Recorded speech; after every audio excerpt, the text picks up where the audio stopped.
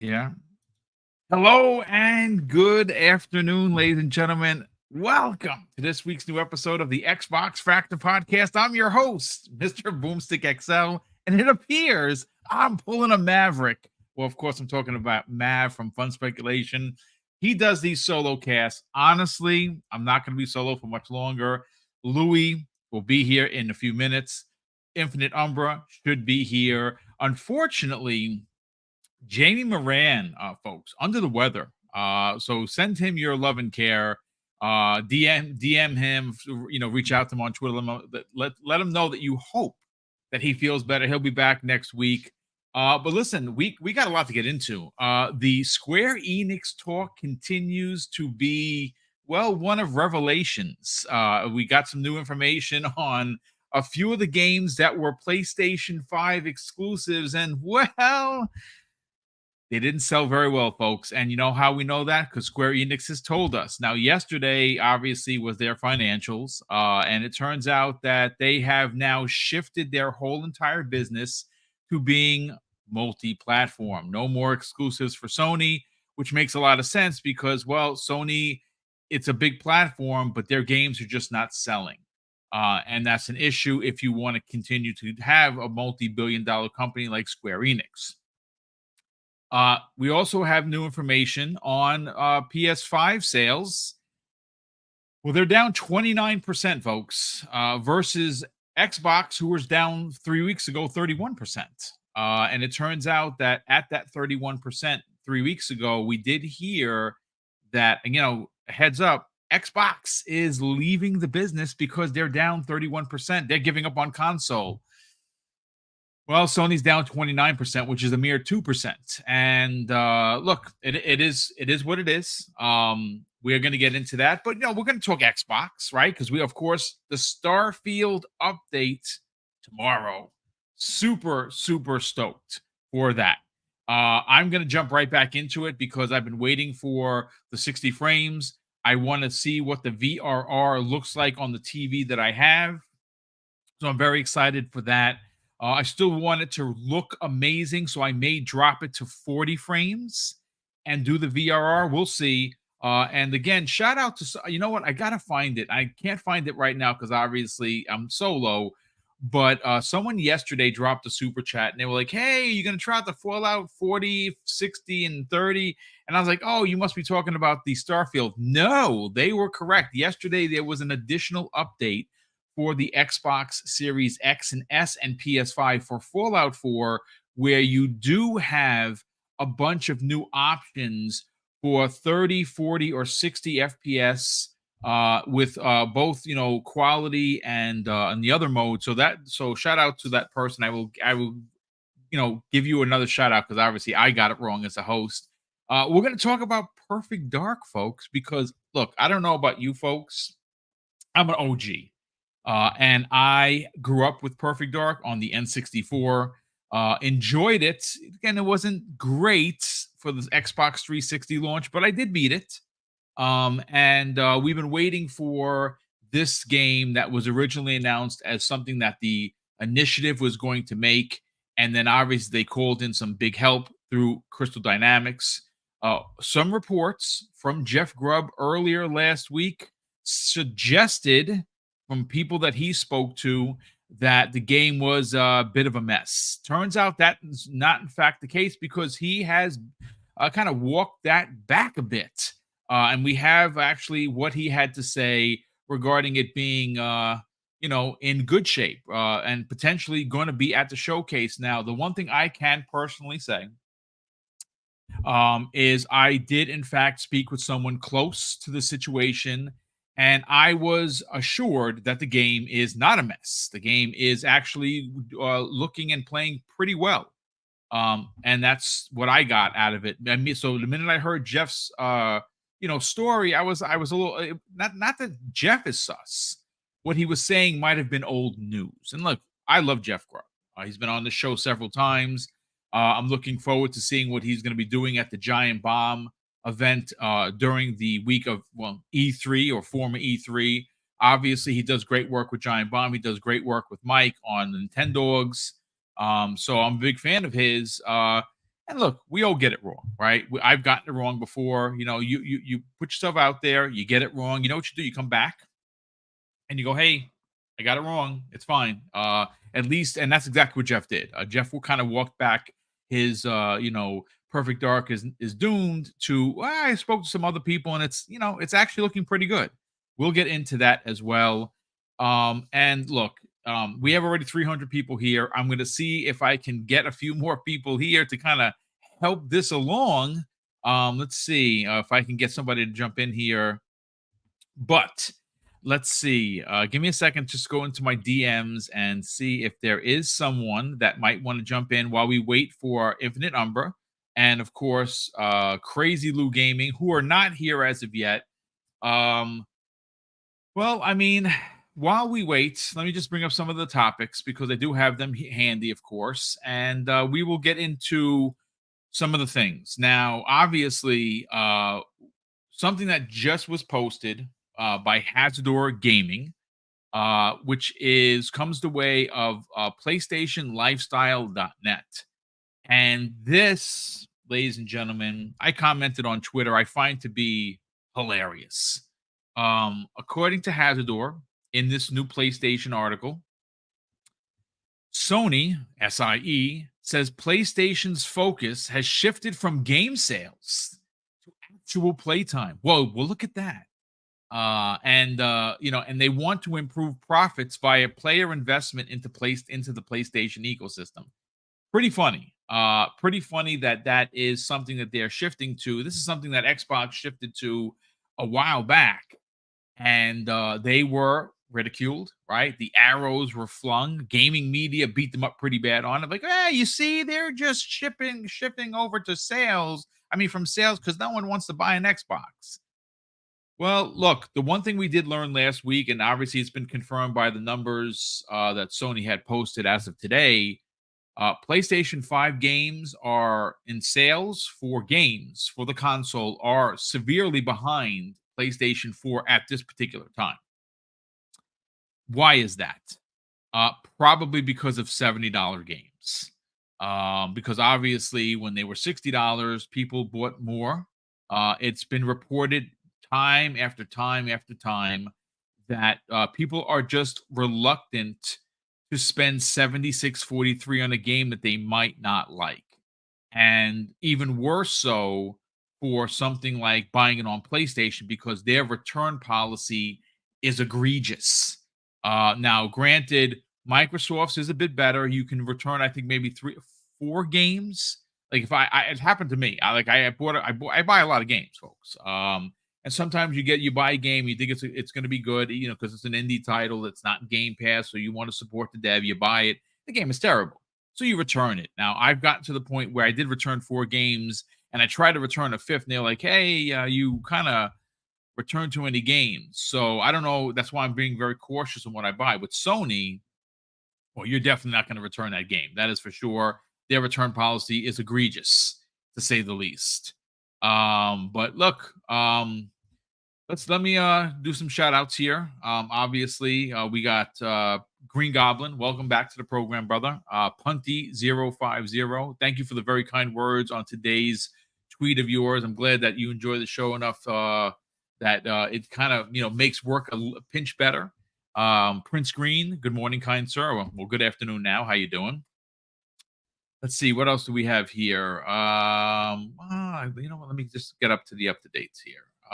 Crispy Bomb, what's up, brother? Hey, Chris V, welcome.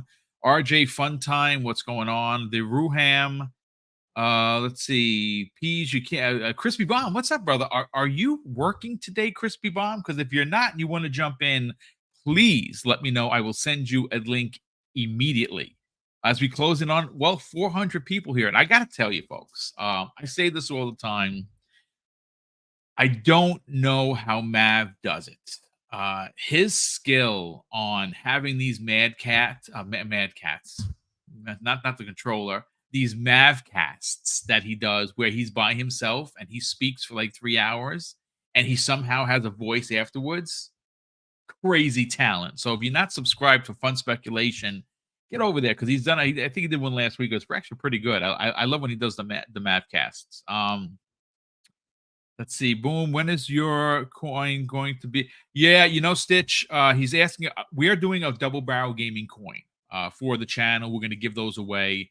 I am waiting on Ben Kenobi to finish up what the coin is going to look like. One side is going to be the Captain Boom that you saw. Um, and the other side is going to be the Double Barrel Gaming new logo. But the new logo has a lot of colors, so we're trying to see how we can just tone it down where it'll still look good and still have a few of the colors in there. I think we can have three colors. I think it might be red, white, and blue. Not to match the. It just so happens that it would match the other side of the coin, but we will. We will definitely. Hey, King J79. Good afternoon, kind sir. Welcome. Let me see. Let me just get my invites together. Fuzzy. I mean Fuzzy, Crispy. I'm gonna send you one, and if you could jump in, that would be cool because listen, if I can do this by myself, I will. It's not a problem. It just so happens that I'm just not as skilled as Mav when it comes to doing the solo stuff, especially when it's live. It is a lot to do. So I will try and scrounge around and see if there's anybody that wants to jump in. But let's get the feel of the room, so to speak. Now obviously Sony, they're the market leader, right? This is not a surprise. And it is something that is going to change. I mean, Microsoft has a chance to do that, especially having ownership of Call of Duty, especially with the marketing. Like I know that this fall it is going to be a complete onslaught to what Sony used to do with the marketing. Obviously, they would do the full court press with marketing for Call of Duty and PlayStation to the point where there were some people that actually thought that the game was exclusive to PlayStation. That's what happens when you are as powerful in marketing. And listen, say what you want about Sony, their marketing is pretty ridiculous. It is what it is, right? Let me see. Let's see. I'll hop on in a few. He had so Louis will be here with us momentarily. No sweat there. Um, Look, this is what I want to talk about. Let me see if anybody's here. No one's here yet. Okay, so check it out. I pulled a story from VGC, and this is how Square Enix is in a pickle thanks to the egregious contracts that they signed with PlayStation. Now, according to VGC, that was posted this morning, Final Fantasy VII Rebirth, Final Fantasy 16, and Foam Stars all sold less than expected. Boy, have we heard that from them before? I think we have. Square Enix's president has reportedly said during their financials, all three games are, according to VGC, and I kind of know this already, all three games are PS5 console exclusives. And on Monday, the publisher vowed to make all AAA games moving forward multi-platform.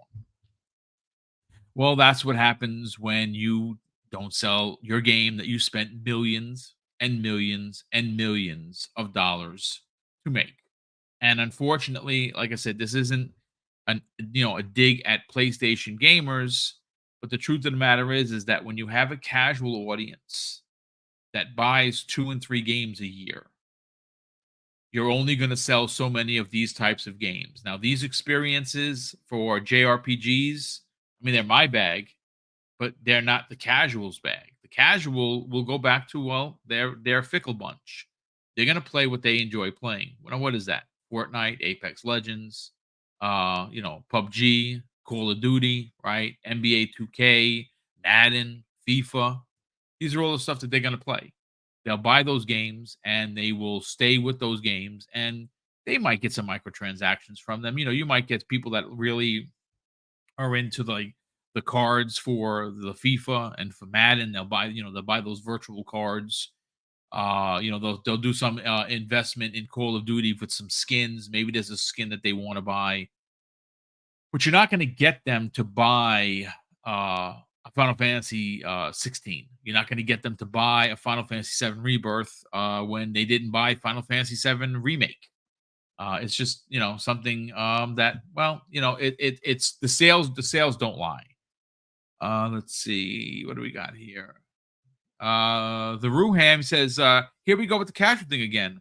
If you look, both consoles have more people playing than casual games than any other game. I don't know so much about that, dude. The casual thing is a thing. Casual audience. I mean, who do you think rules the roost on any platform? Is it the hardcore? We equate for about 15%, dude. Xbox, PlayStation, Nintendo, we're about 15% of the room. The casual audience is a thing. Let's see. Sin says, need to know the size of the update is. I'm on the brink. Oh, he's on the brink of his storage limit and needs to keep up space. Yep. Hellblade. I don't, you know what? They haven't said what the size of the new Starfield update is going to be. Let's see. See if I could find that. That's a good point. Let me see. Hold on just a second, folks. I'm gonna try and get a few people in here. Need There you go. All right. You know what? Let me reach out to King David. Let me see if King David can join us.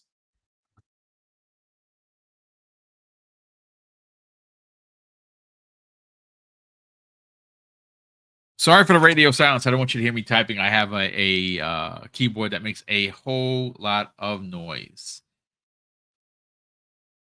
Xboxer Mike, what's wrong with my gameplay? Am I I'm not the greatest Gears player for sure. I'm more of a Halo guy, but I think I do all right for myself. Let's see. Bold Alpha Wolf says, let's see. What is Bold Alpha Wolf? He just said something, but 20 to 30, well, 20 to 30 gigs probably. Yeah, I would imagine it's going to be about that big, maybe a little bit bigger. There's some massive additions to this. Let's see. Boss Mod. Hey, there he is. Lethal Papa, the guy that will ban you if you're a D. Says, I disagree, Ruran. P's definitely got more casual players. There's no doubt about it. Listen, it's the cool system gets people who don't normally buy consoles because their friends have a console and they're going to play a game like Call of Duty. That is the majority of it. I'm sorry. If, Spittin 13 says finally Square got free from Sony. Yeah, well, those contracts, they're not free yet, dude. I don't know if they're going to kind of try and walk some of those contracts back because we did hear that Final Fantasy 7, whatever the third part is still a PlayStation 5 exclusive. And that trilogy is not coming to Xbox for at least, I would imagine, the next couple of years, because in order for that trilogy to finally arrive on Xbox, I think they have to have had already sewn up the trilogy. They just released Rebirth. They take about what, 3, 4, 5 years maybe to do the next Final Fantasy in that series. I mean, what are we talking about? 2030, 2031. By the time that Final Fantasy remake trilogy gets to Xbox? Is anyone like actually going to give a shit? I don't think so, to be honest with you. I mean, I have it. I have both of them on the PS5. I would rather play on my Xbox, to be honest with you, but I bought them. Final Fantasy 7 remake is phenomenal. If you're a fan like me, it's phenomenal. Um, let's see, Joe Dunmore. What's up, Joe? How's everything, brother? He says my sister is 60 and has a PlayStation. Definitely a casual. I mean, casual audience is again, when they market these things, they're not marketing to you. They're not marketing to me. They're not marketing to the 500 people that are here. We're all hardcore. We're here because we love gaming. The casual audience, you need to market to. They need to be, the carrot on the stick kind of a thing. That's marketing 101. Let's see. Yeah, I don't want to butcher your name, but believe it's Kai. Nakawaga 7. Yes, I'm running solo for now. It's not good because I don't like doing the whole solo thing, but bloody hell. Let me see if I can reach out to King David and let me see. Where are you, King? No, I'm gonna oh, I don't okay. All right, so yeah, I am running solo because unfortunately Umbra is exhausted from a long night. So we will try and get someone else in here with me. I'm going to go off camera just so I can make a quick call, see if I can get King in here. So just bear with me, folks, as I continue this. But yeah, it's look, I am very enthused with where Xbox is. Not so much for the whole industry. Again, the numbers we're seeing what's happening. Back to back, now Sony made a lot of money. PlayStation made a lot of money. Not so much Sony SIE proper. The interesting thing is yesterday's announcement that they have now two people running PlayStation. And it's been split kind of like the way Xbox was split. Interesting. Let's see, Game Shark says Sean might be down. Yeah, you know what? I should reach out to him. Let me see. Has anyone reached and back? Okay, let's see. I have Fuzzy. Oh yeah, Fuzzy's gonna jump in. I hate asking Fuzzy. He's already in two of my shows. That guy works so freaking hard. Okay, Fuzzy. Listen, brother, take your time. And when you get here, we will. I'll take a drink of water because I already feel like I'm getting hoarse. I don't know how math does it. It's crazy. But let's see where do we want to where do I want to go next on this madness tour that I'm on today? Again, apologies, folks. This is what happens. I was caught a little like with my pants down, so to speak. Pause, no diddy. That we weren't going to have any backup, but listen, this life happens. Such is life. Let me see. Where do we want to go next? Because I do have an entire slate of conversation that I want to continue, but I want to keep it while we're waiting for Fuzzy and Crazy Lou Gaming to jump in here. I do want to keep it with PlayStation. Again, we're not going out of our way to be D's, right? Like we're just numbers are the numbers. I find it uh, incredibly odd based on the report that I read to you from. Let me see. Let me pull the PlayStation Lifestyle. So I'm going to pull their article and of course, give credit where credit is due. This was posted May 14th, 2024 by Zarmina Khan. And the title is PlayStation's focus has shifted from game sales to actual playtime, says Sony. And an interesting part of the article, which goes on to say, are PS5 players buying less games than ever before? And this is what it says. Sony said that in its business model previously focused on increasing software units sold in conjunction with hardware units sold. However, there was a transition during the PS4 era where players presumably purchased fewer new games but spent more time on consoles. Says Sony that it managed to it significantly to improve profits as a result and wants to capitalize on the trend moving forward. I mean, so there you go, folks. Again, just confirming what I said earlier. There are PlayStation players buying less games. Now, why is that? Like I said earlier, no, John Harmer says, "Boom, do you think PlayStation will go full third party in 5 years?" I don't. Just like I don't see Xbox going full third party. I think they're going to have exclusives. I'll say this for me, and this is just my opinion, folks. I don't know if there's a world that I see existing where a God of War finds its way to Xbox. I don't. Maybe it's because I'm old. That could be what it is. Do I see a Last of Us or a Horizon on Xbox? I just don't. Do I see a Spider-Man? Then that's a horse of another color. And I didn't mean that. There's no pun intended there. I mean, I really do think when you consider something like Spider-Man 2018, it is literally making no money for PlayStation right now. Now, I don't have the ability to do a poll because it's not here yet.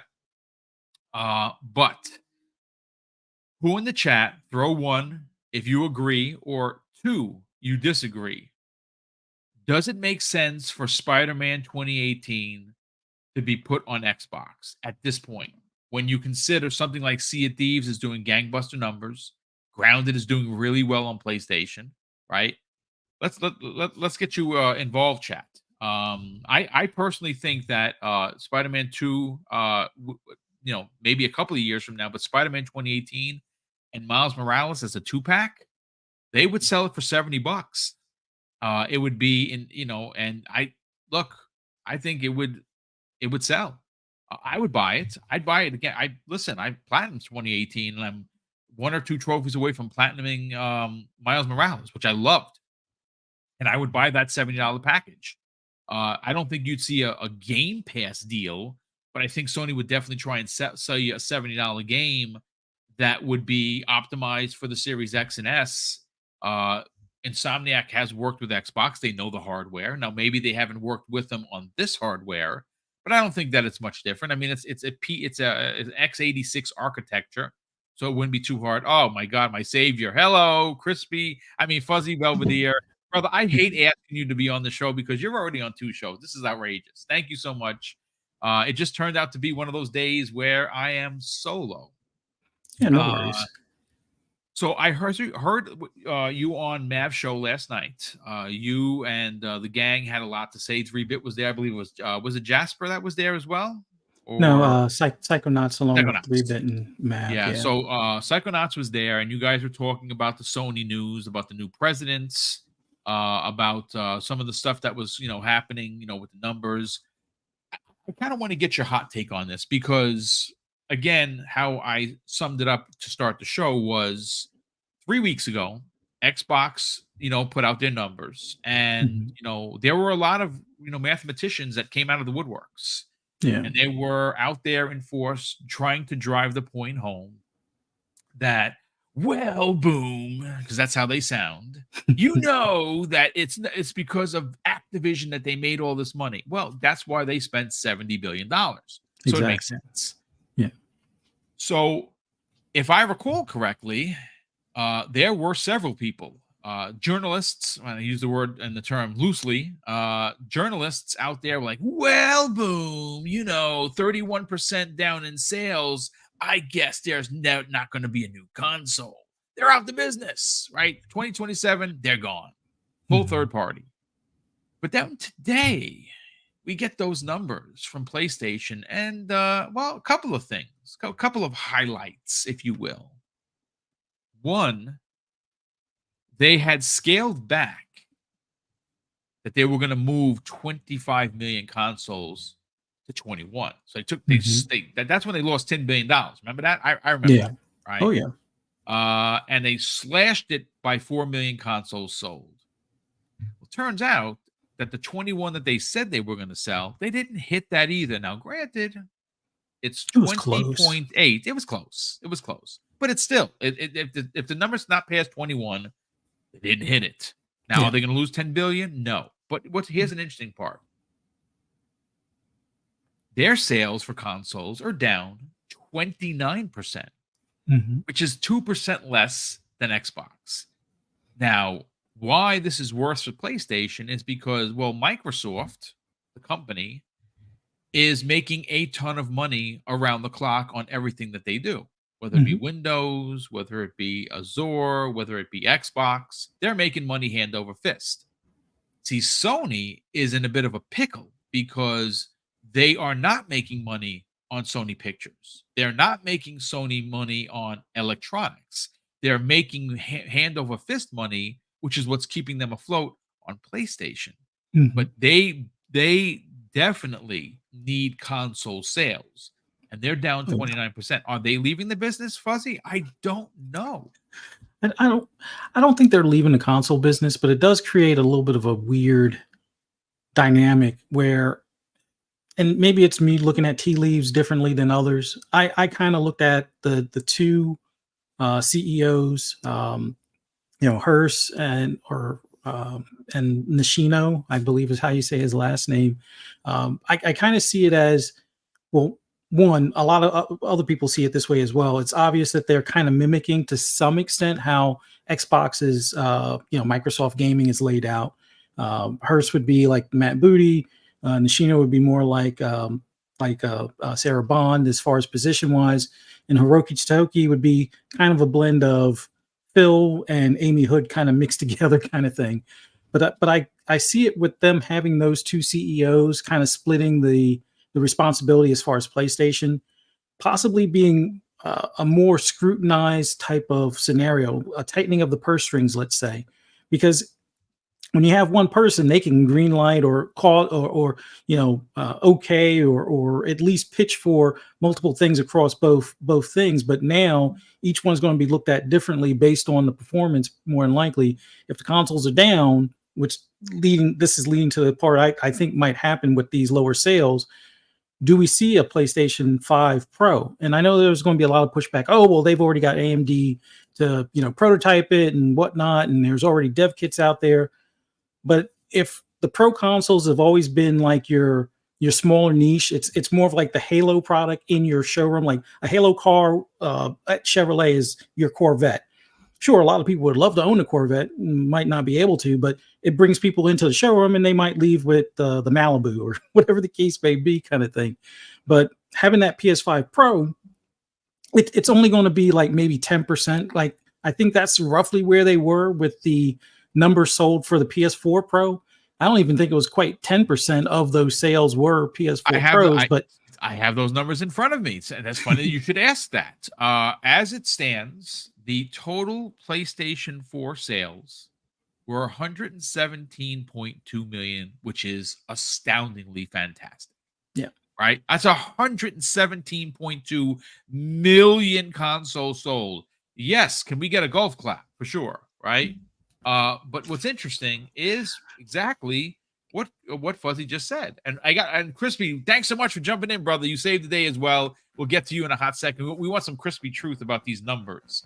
Again, according to IGN, NeoGAF, Icon Era, and quite a few other sites, the total number of PlayStation 4 Pros.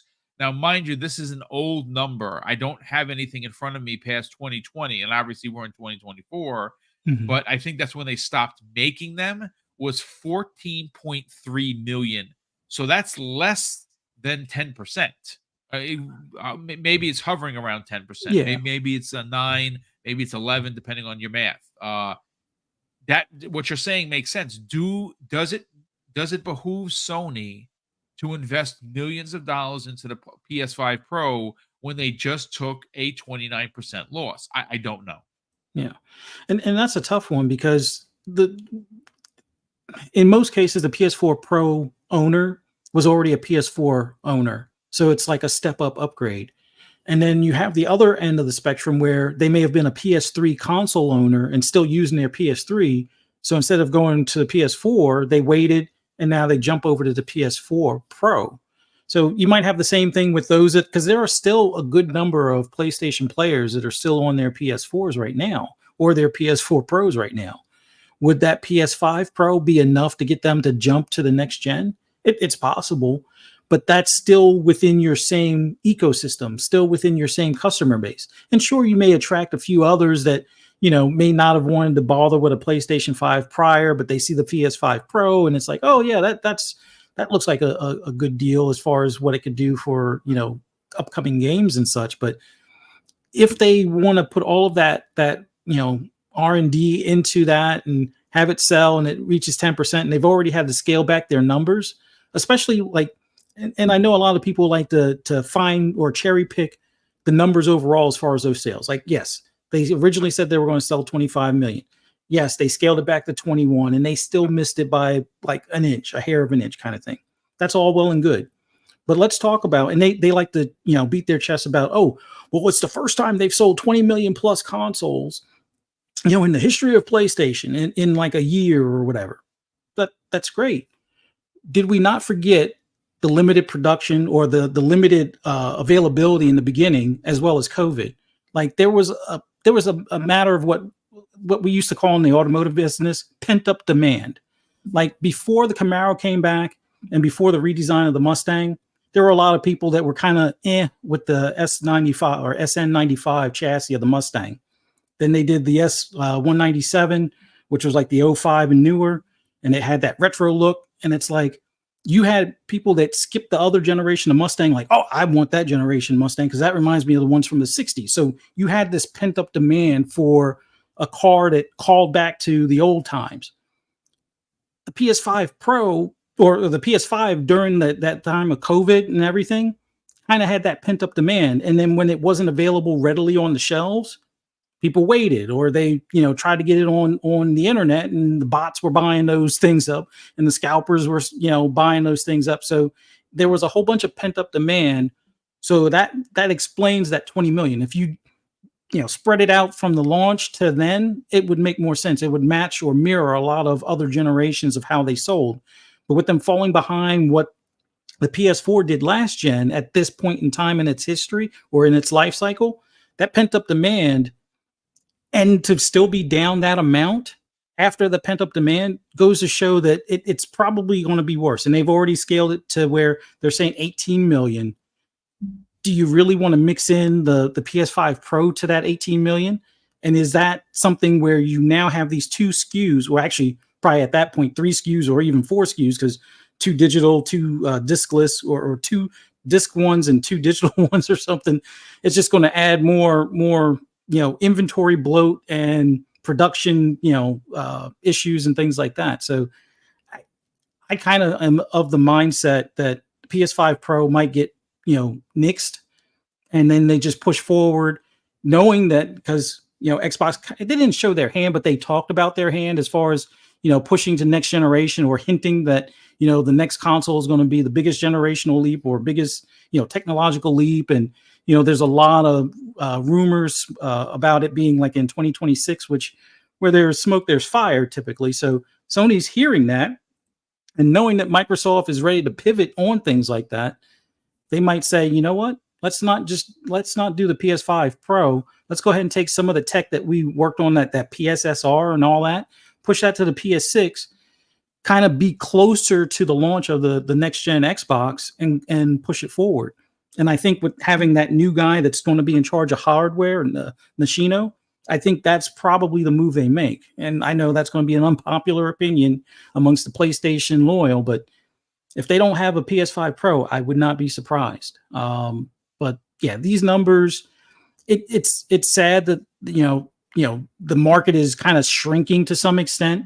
I mean, sure, services are doing well in a lot of cases, but hardware, which used to be their biggest touting point, and it's not quite meeting, what the previous gen did. And it was like the PS4 was the closest one that ever rivaled the PS2.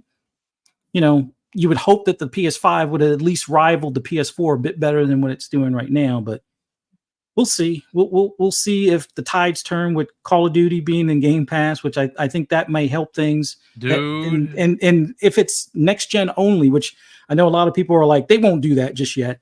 But if they make the difference between, PS4 and Xbox One version versus the current gen consoles, almost like the way 2K did for NBA 2K or even Madden, you saw how the next gen versions of those games looked in comparison to the previous.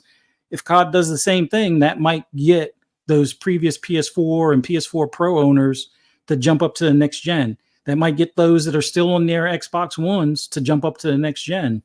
And if Xbox is doing a console bundle, well, that means that Sony might not even meet that 18 million mark as far as console sales for next year. But yeah, it's a lot of numbers to dive into. But like I said, I think this bodes worse for the PS5 Pro making it to market, and maybe even that showcase, that second secret Sony showcase. It's actually their 6th secret showcase. I was trying to say that quick 8 times. It's like the 6th one over the course of the last 18 months that they had the secret showcase, the Year of Dreams show part 6.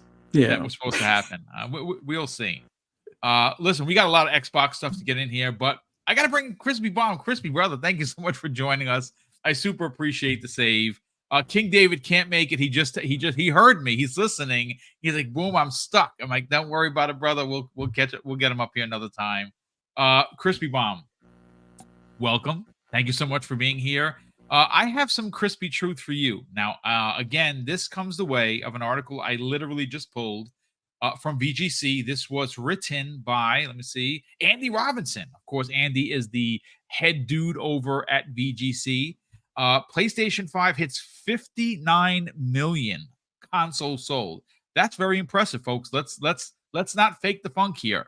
Helldivers 2 breaks PlayStation launch sales records, doing 12 million copies of that game. The only thing we don't have is how many on PlayStation. They did not give out that number. I wonder, because obviously we heard it was a 60-40 split. I wonder if it's been more creeping in Sony's and PlayStation's gamers, or is it going higher on PC? We don't know. The last time I think it was talked about, it was a 60-40 split. I believe that was Matt Piscatella that talked about that. It doesn't matter. They sold 12 million copies of this. That is a really big deal. I mean, listen, it's a multiplayer game. People like multiplayer.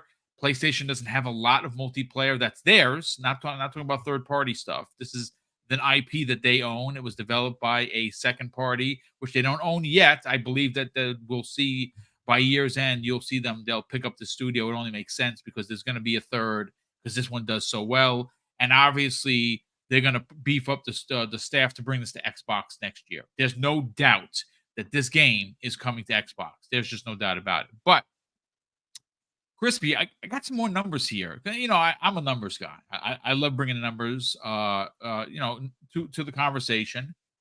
So according to the report from VGC, the Tokyo-based industry consultant, his name is Dr. Serkan Toto. He says Sony's overall financials look very solid.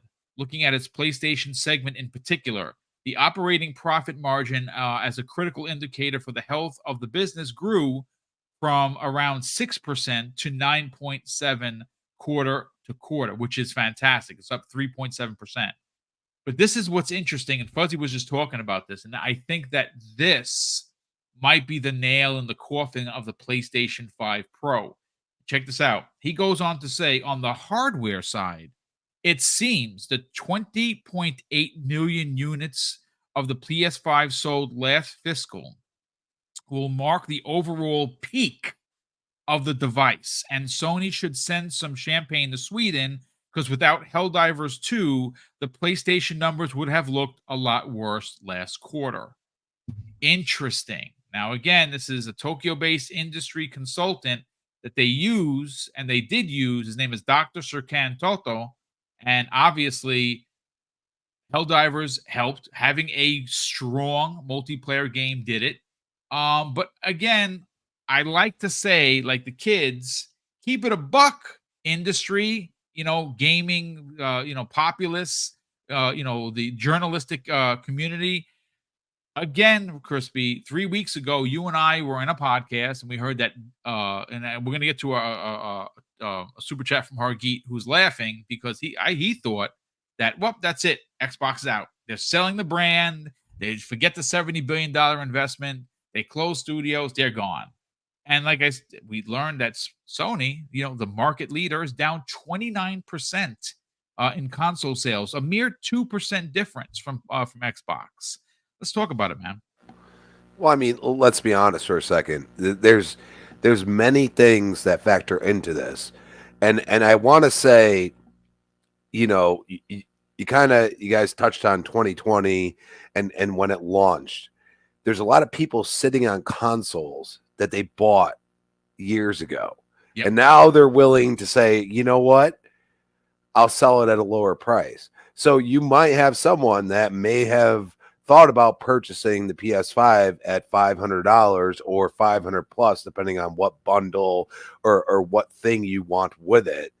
And now look at the secondhand selling market that doesn't involve the numbers, that says, oh, we're going to sell it a little cheaper just because we want to get rid of our inventory because we went crazy about it and nobody was willing to buy it. And now, like, inflation and everything else, people are like, oh, I'm not going to buy that. I'm considering a Series S now, possibly, or I'm just not going to buy a console in general. And their numbers don't reflect any of this. So all they see is a negative value. Now, we've talked about the fact that some of these peripherals, are they counted as consoles as well? I don't know. And I think this doesn't help the PS5 Pro people by those said peripherals are not selling that well to begin with. Everybody says the Portal's doing great. I really don't see anybody playing it. I'm just saying. Like half the time it'll be like once in a while you'll see somebody be like, "Oh, it worked here."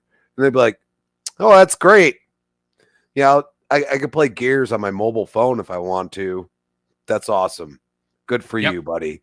And that's something that they need to figure out themselves. And I think, Herman has development ties and all these other things. Yep. Like it's logical. It is, but he's been there and he's been a spokesperson.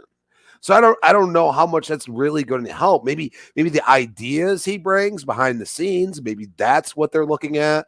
I don't know. But I mean, Helldivers proves that releasing day and date on PC at the minimum and developing a decent co-op multiplayer game has its value. Yep. To PlayStation. And I think this is where they might pivot a bit. Those gas games that they might have X-nayed might not be so X-nayed. They might just be redistributed in a different way. They might have a new vision of it. Having two people below said person is what we've seen Xbox kind of do. So it's kind of like a mirror image. Financial wise, it doesn't look good that they've dropped off so substantially when they are the console selling leader. And that's where you say, like, the percentage wise compared to, you see, like, Xbox's content revenue is much higher in percentage, but you have to realize that's software, and it's generally software that is within a retrospect of games that have already been developed, and they're just adding more content to said software. And then you go through all of that and you say they're probably making more profit off of that 60% that we've seen in Q3. So what's the actual percentage when the fiscal year closes? We won't see it till we see it. You know what I mean? But it's going to be after the showcase. There's a lot of factors involved. And that's where I feel maybe Sony internally and not really saying it because they don't want to anger people. You know what I mean? Because I tell you, the Sony fan base, you guys get just as wild as us. I mean, some of the things I saw on Twitter in the past few days because of Square Enix, I'm like, bro, y'all need to chill, man. Yeah, like, you know what I mean? Good. Like, dude, you are going beyond gaming with some of the things you guys are saying, and I'm like, bro, this is not like we're talking about games over here. We're mad that people are losing their jobs. Y'all are like going on to the next level, like, some political, some, stuff that I'm just like, dude, like we're talking about games here, right? So like, they're showing that I think they're gonna pivot a little bit. And I think they're showing it with their financials. I think they're saying, you know what? The software does matter. And I think they proved that, like, like we talk about their movie division, like it's here and there, like Spider-Man does well regardless because of the namesake and everything else, and their TV shows, I mean, some of them are really good hits. Some of them are kind of misses. So like, they're kind of all over the place, but I feel like right now, like everybody expects the same thing. And then Helldivers 2 blew the doors off it. You know what I mean? Like and boom, you say it all the time. I love their third person story driven over the shoulder games. I do. I completely get that. I'm a Gears player. I understand that. You know what I mean? Like, but at the same time, I feel like Helldivers was like, okay, we still have that, but this is like full on multiplayer. And it lives in its own little world, and it's actually successful. And then you see those sales numbers, and you're like, well, maybe Crispy's on to something. I don't know, because I've been talking about this stuff for years. Like, bring an original. It's not even original to us that know about Halo lore and stuff like that. But it's still original to the gamers that play it, and it has like this Starship Troopers nostalgia vibe, like all these things that hit different. And then on top of that, it's multiplayer. You can play co-op, you can play by yourself. It really has a good niche, and I think Sony underestimated. You don't have to put gas game attached to it. Put multiplayer game attached to it, and I think that's where they went wrong with that. And I think they're starting to see that the gas / multiplayer game, which is called a multiplayer game. It's a multiplayer, you know what I mean? And just call it that and say we're going to focus on some more multiplayer games. And I think maybe we get lucky, because we saw Twisted Metal got X-nayed, and I was throwing my arms up. Maybe there's somewhere out there that SOCOM could come back in some way. You know what I mean? Like maybe more multiplayer centric. I mean, that's what the game was back then, in my eyes at least. So why not do it? Had a great campaign and multiplayer. I just say, hey, if you can do one or the other, do one or the other. But some of these IPs, I feel like they're just like, nah, kick it to the road. Let somebody run it over. I don't know. It's up to them. But at the end of the day, I think Sony's showing that they're willing to do different things. And I think as they announce these things, there's going to be a lot of hatred involved. I mean, some people are acting like they're on an island if they play only console. I don't feel that way. I mean, I could boot up on my mobile phone and actually play the game and get achievements and all that stuff on certain games. I just, I think we're getting into a point where we're going to have agnostic ecosystems, and it's going to be a lot different. And I think this is them just quietly showing that they're going to start pivoting a different way. I absolutely agree. Listen, there's a business meeting happening at the end of the month for Sony, where they're going to kind of put out there what their future plans are for the brand. I personally think that's going to be a day in infamy for a lot of people, especially, who I'm talking about. No names here, but that PlayStation group that when they're threatened, they get very nasty, right? They get very, very, pointed with their opinions, and everybody sucks. It's just the stands, man. They're the stands. It is, but I have a feeling that at that meeting, day and date PlayStation PS5 games, as well as day and date for PC, are going to be announced. I think we're going to get an up-to-date movement on what that actually looks like. Okay, so let me just get the footage here. Let me get some new. Hey, sorry, folks. If you're tired of the Halo footage, apologies, because that's what you're getting. Again, today's one of those days that is just, it happens. In show business, sometimes it's just that the stage is set and it doesn't work out to your advantage. But we're gonna have some. So we have a couple of big topics to get into. We're gonna get into the Starfield update, where that's happening tomorrow. I don't know if that is a big deal for a lot of people. It's a big deal for me. I'm gonna get right back into it. Obviously, Hellblade 2 is next week. I don't know. I'll play around with the updates, see what they've added, because I just restarted my second playthrough and I waited. I know Fuzzy probably has like 17 playthroughs that he's going through right now, and how he keeps up with it. It's pretty ridiculous. But I want to see it in all of the VRR greatness that it's going to have, 30, 40, 60 frames. That's happening tomorrow. I looked for it, Sin. I could not find the size of the update. No one has said anything about it. We do know what's going to be in the update. I just don't know what exactly is the size of it. It could be 20, could be 30, could be 50 gigs for as much stuff they're going to be adding. Now, they're not adding, we know what's in development that's not going to be there, and that is the vehicles. Which I'm not going to lie, it's fine. I'll still be playing through it when those arrive, because that's going to be pretty dope. I want to see what the vehicles, how it's going to change the gameplay. Because like I said, if there was one major criticism that I personally had was the traversal while you're just by yourself and you're just hopping around. The first couple hours, you're like, okay, I got a jetpack. This is great. And after a while, I was like, yeah, I kind of want to be able to, get here, there, and everywhere. Because it's not that it made, exploring boring. It didn't, obviously, but it was a chore, especially when you looked into the distance and you locked the target and you're like, holy shit, I'm going to be jumping around for the next half an hour. This is crazy. Like I actually wanted to kind of go around the planet to see how long that would be. And then I realized I don't even have time sometimes to play a game, let alone roll around an entire planet without a car. So I'm gonna definitely try that with the new update. See if I can do something and then drive around the planet, see how long that would take. That'd be interesting. Abnormal status seems to think I think it's going to be 15 gigs, maybe.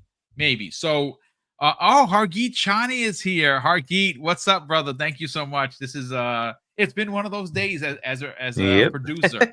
Again, shout out to Umbra, who he was too tired to even type, let alone be here for the show. And then obviously an emergency came up for Louis, and well, that's the people. And of course, no, that's not it, because also Jamie Moran, who's a part of the show now, is sick. He's under the weather. So yeah, it was one of those things that doesn't happen very often in podcasting, but we're still here, folks. We have over 750 people here watching live. Thank you so much for checking out the show.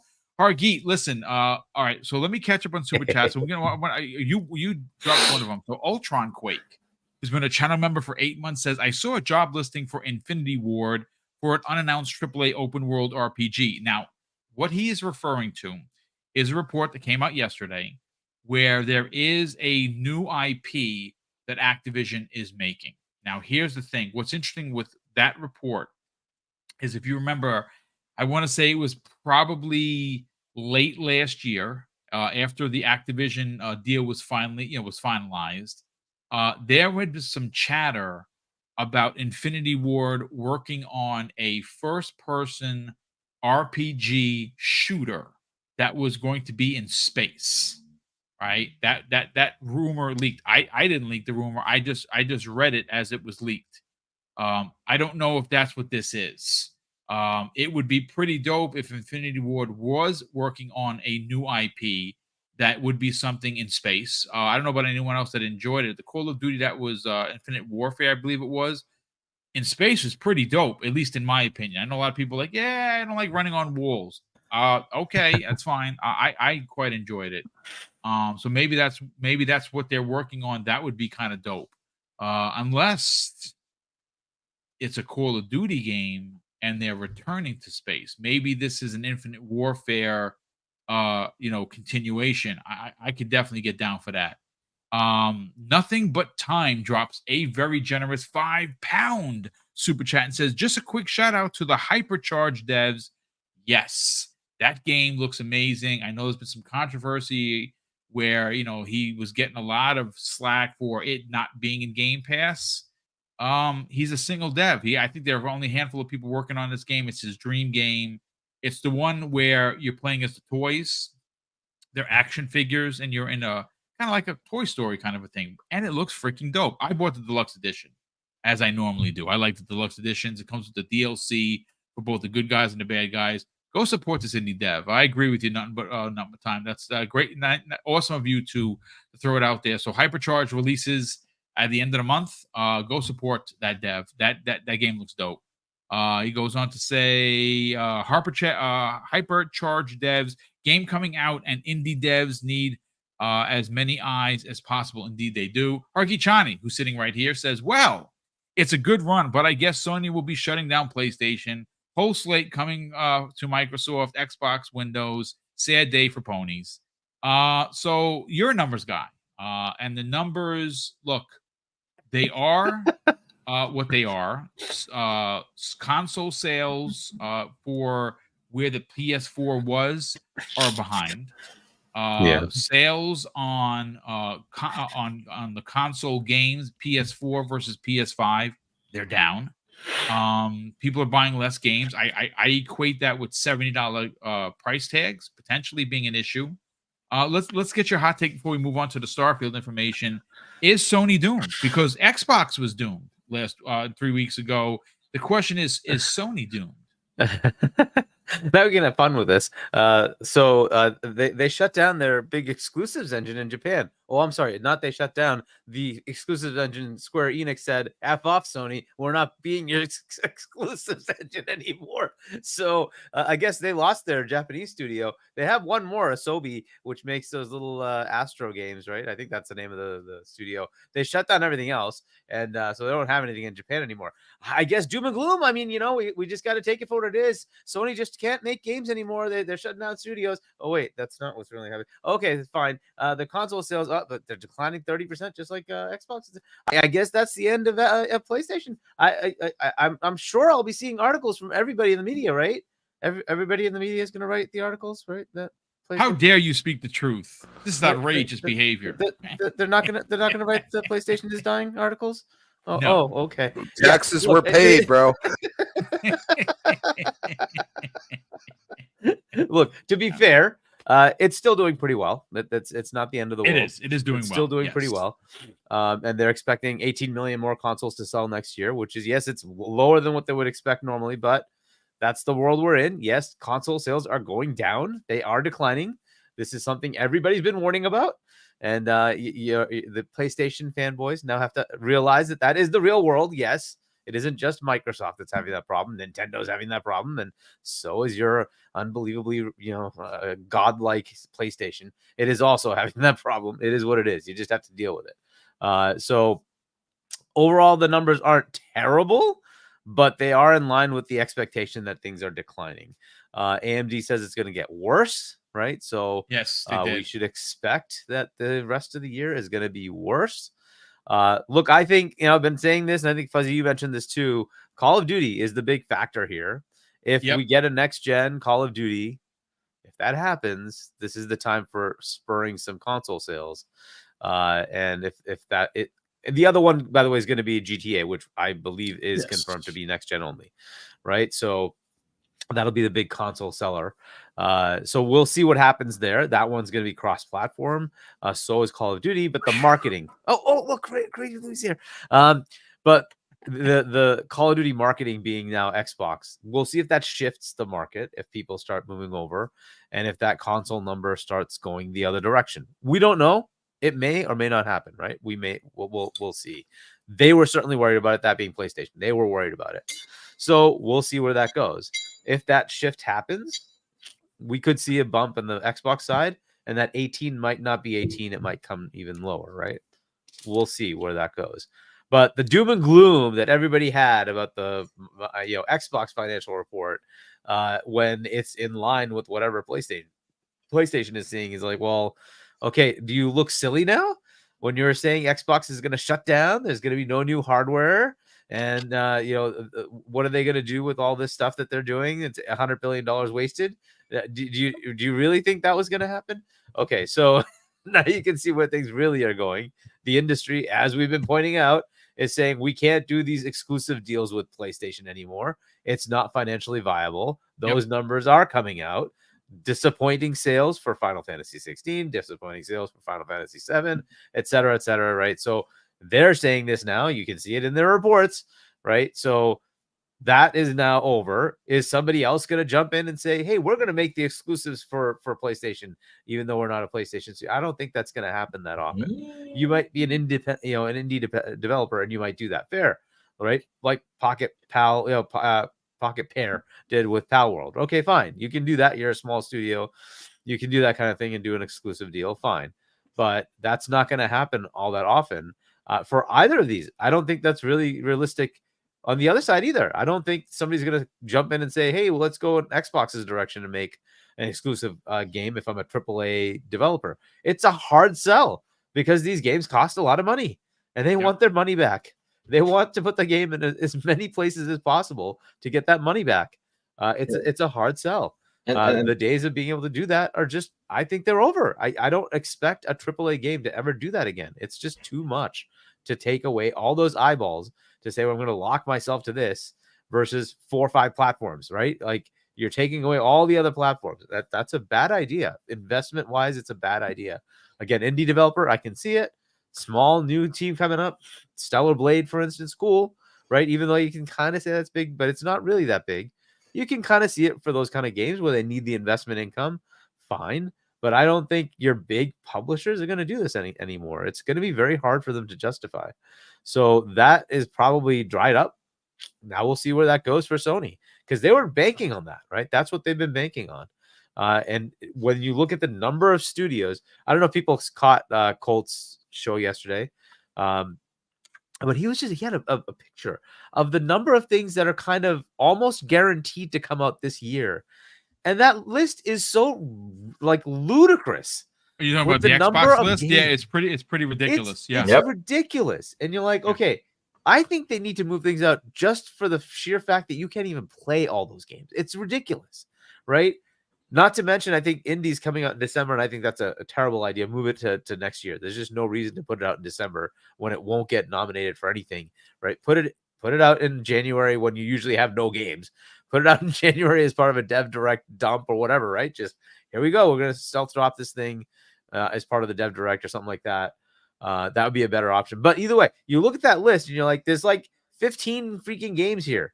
Who's going to play that game? Compare that to what Sony has. Like what do they have? Nothing. They have nothing. Literally nothing. Well, Harvey, you mentioned real quick about the indie developers. I mean, if indie developers are going to make a deal with Sony, especially if they're going to bring something to PC, they got to think about it 2 or 3 times. That's another problem. Because still to this day, I still cannot access Helldivers, and those devs are probably smacking their heads right now on the wall, saying, "What kind of a deal with the devil we made with these guys?" Because damn, it's insane. So that I can still access it. That is one area where Xbox is ahead of PlayStation, right? PlayStation still says exclusivity means our box only, whereas Microsoft says, no, that's PC, and we will 100% allow Steam. We're not going to lock you down. You can be exclusive to our console, but that means you will be on PC because we do day-and-date PC everything, right? So we want you on PC, and you can 100% be on Steam. We're not going to lock you away from Steam, right? Which for a developer is a comforting thing because that is a massive place to sell your game, right?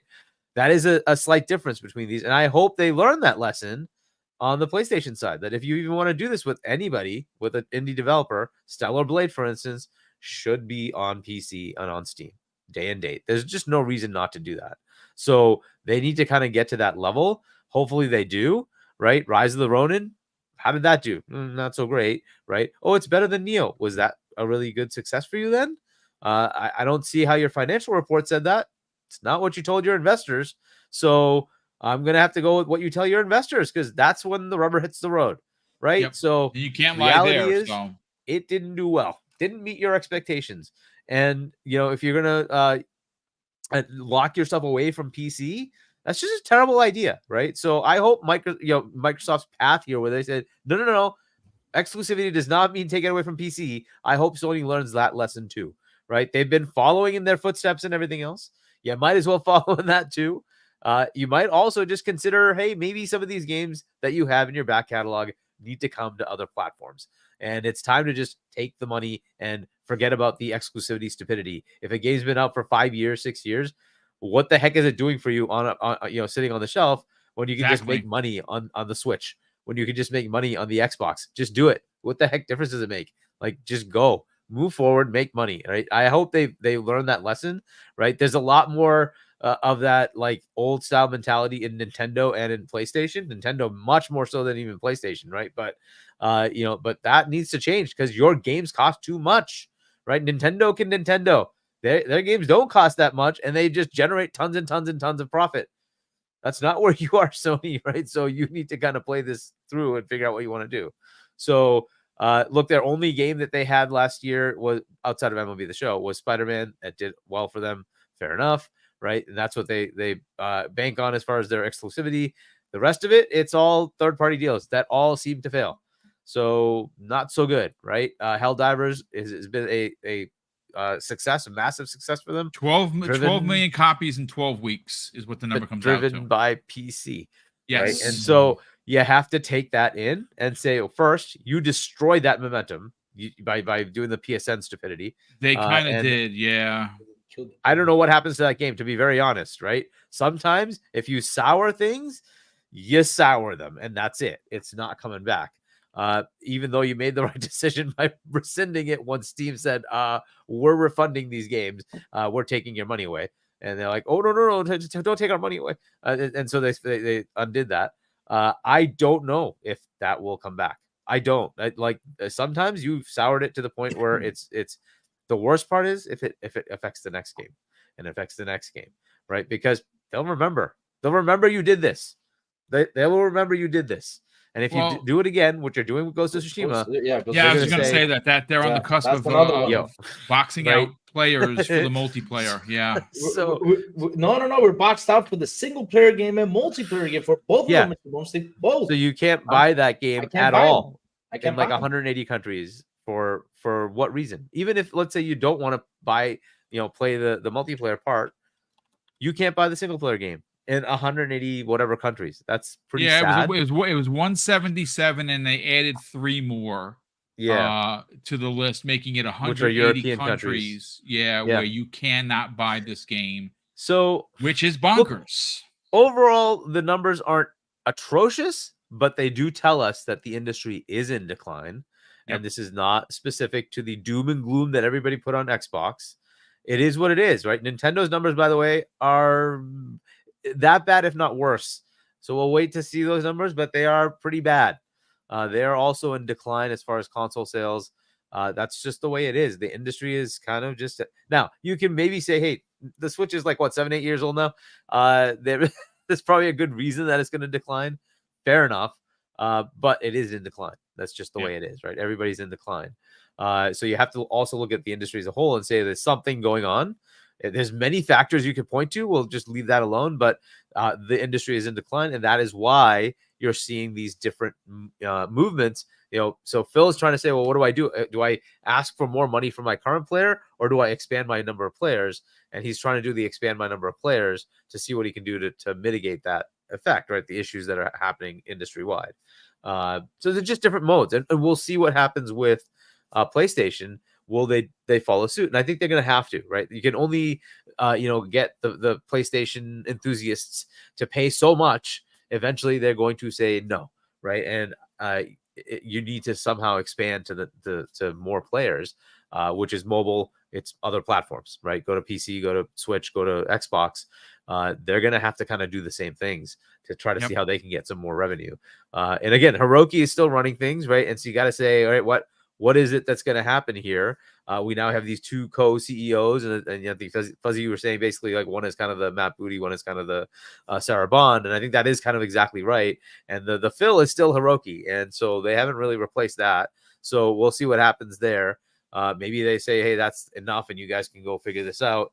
That's usually not good. You really do need to have somebody make the final decisions. So it is better to have somebody just run the whole thing. But we'll see. Maybe they can kind of continue this pattern, and Hiroki will be that arbiter and say, I will decide ultimately. But yeah, they're kind of going to have to do a lot of this soul searching themselves, right? That what do we do? Our sales are declining, but we need to, somehow generate profit. And our games are costing more and more and more. What do we do to make that happen? And our biggest exclusives generator, Square, has said, no, we're not doing that anymore. So what is your next step, right? What is your next thing? So we'll see what they do, right? And maybe they have a showcase coming up. I don't know. We keep hearing about it. But maybe next week or week, a couple of weeks, we have something coming from them, which will show us, here's some games that we actually have to give you, right? Because that has been lacking. We do need to see something from them first party. And then I'm sure they'll still have some third party indie deals or something like that going on. We'll see what they come up with. But yeah, I mean, jokingly, yes, we'll call it, hey, well, I guess PlayStation's going to shut down and we're not going to see any more PS5s and PS5 Pro. Yeah, you can forget about that, and no PS6. I think King will say that anyway. But what are we going to see as far as the industry reaction, the media reaction, right? Because it should be just in line, right? As you were saying, Boom, they don't have Microsoft to back them. If Xbox has a bad year, guess what? It doesn't matter. They have hundreds of billions of dollars in the bank. Mm-hmm. It's not going to kill them. They can bankroll it. That's fine. What is Sony going to do? They live off of PlayStation profits. They do. So, okay. So who's in more trouble if this happens? And you have to look at the rest of the industry. EA, that's all they do. They just make games. If they don't have anything else, what are they going to do? Ubisoft, Take-Two, Nintendo. That's all they do. That's all they do, right? What if this doesn't work for them? What do? Microsoft has the luxury of saying, "Oh well, so Xbox had a down year. That's okay because we still made like umpteen billions in profit off of Office, umpteen billions in profit off of Windows, umpteen billion profit off of Azure, umpteen on and on and on. They don't need it. It's not the end of the world. But obviously, they want it to be profitable. That makes sense. Every business does, right? So they'll do whatever they can to be profitable. And they have the biggest freaking games outside of Fortnite. They have them, right? Minecraft, Call of Duty, World of Warcraft. They have those. Candy Crush. They have those. They're just going to print money with those. So they're in good position. It's awesome that Helldivers is doing well. I don't know if that's going to sustain, especially when you screwed with your massive player base on PC. That is not what Xbox is doing. Like, okay, what do we need to do to keep you as happy as possible? Oh, you want it over there? Sure. You want it over there? Sure. Whatever you want. Just please buy our game. That's what they're doing. The opposite over here. So I don't know. Good luck to them as far as their future stuff, but they aren't looking that great going forward. They're looking okay for now. And I'm not going to say it's the end of PlayStation. Certainly not. But they do have challenges ahead of them. And on the flip side, the other side has so much capability to continue because of the fact that they're Microsoft. They have the ability to bankroll. Well, they also have a roadmap, which a lot of people keep discounting. The fact that we know it's again, if you look at Cole's show last night, that listing is crazy. It's pretty egregious. Crazy. Like for time and all of it being in Game Pass. That's the other thing that.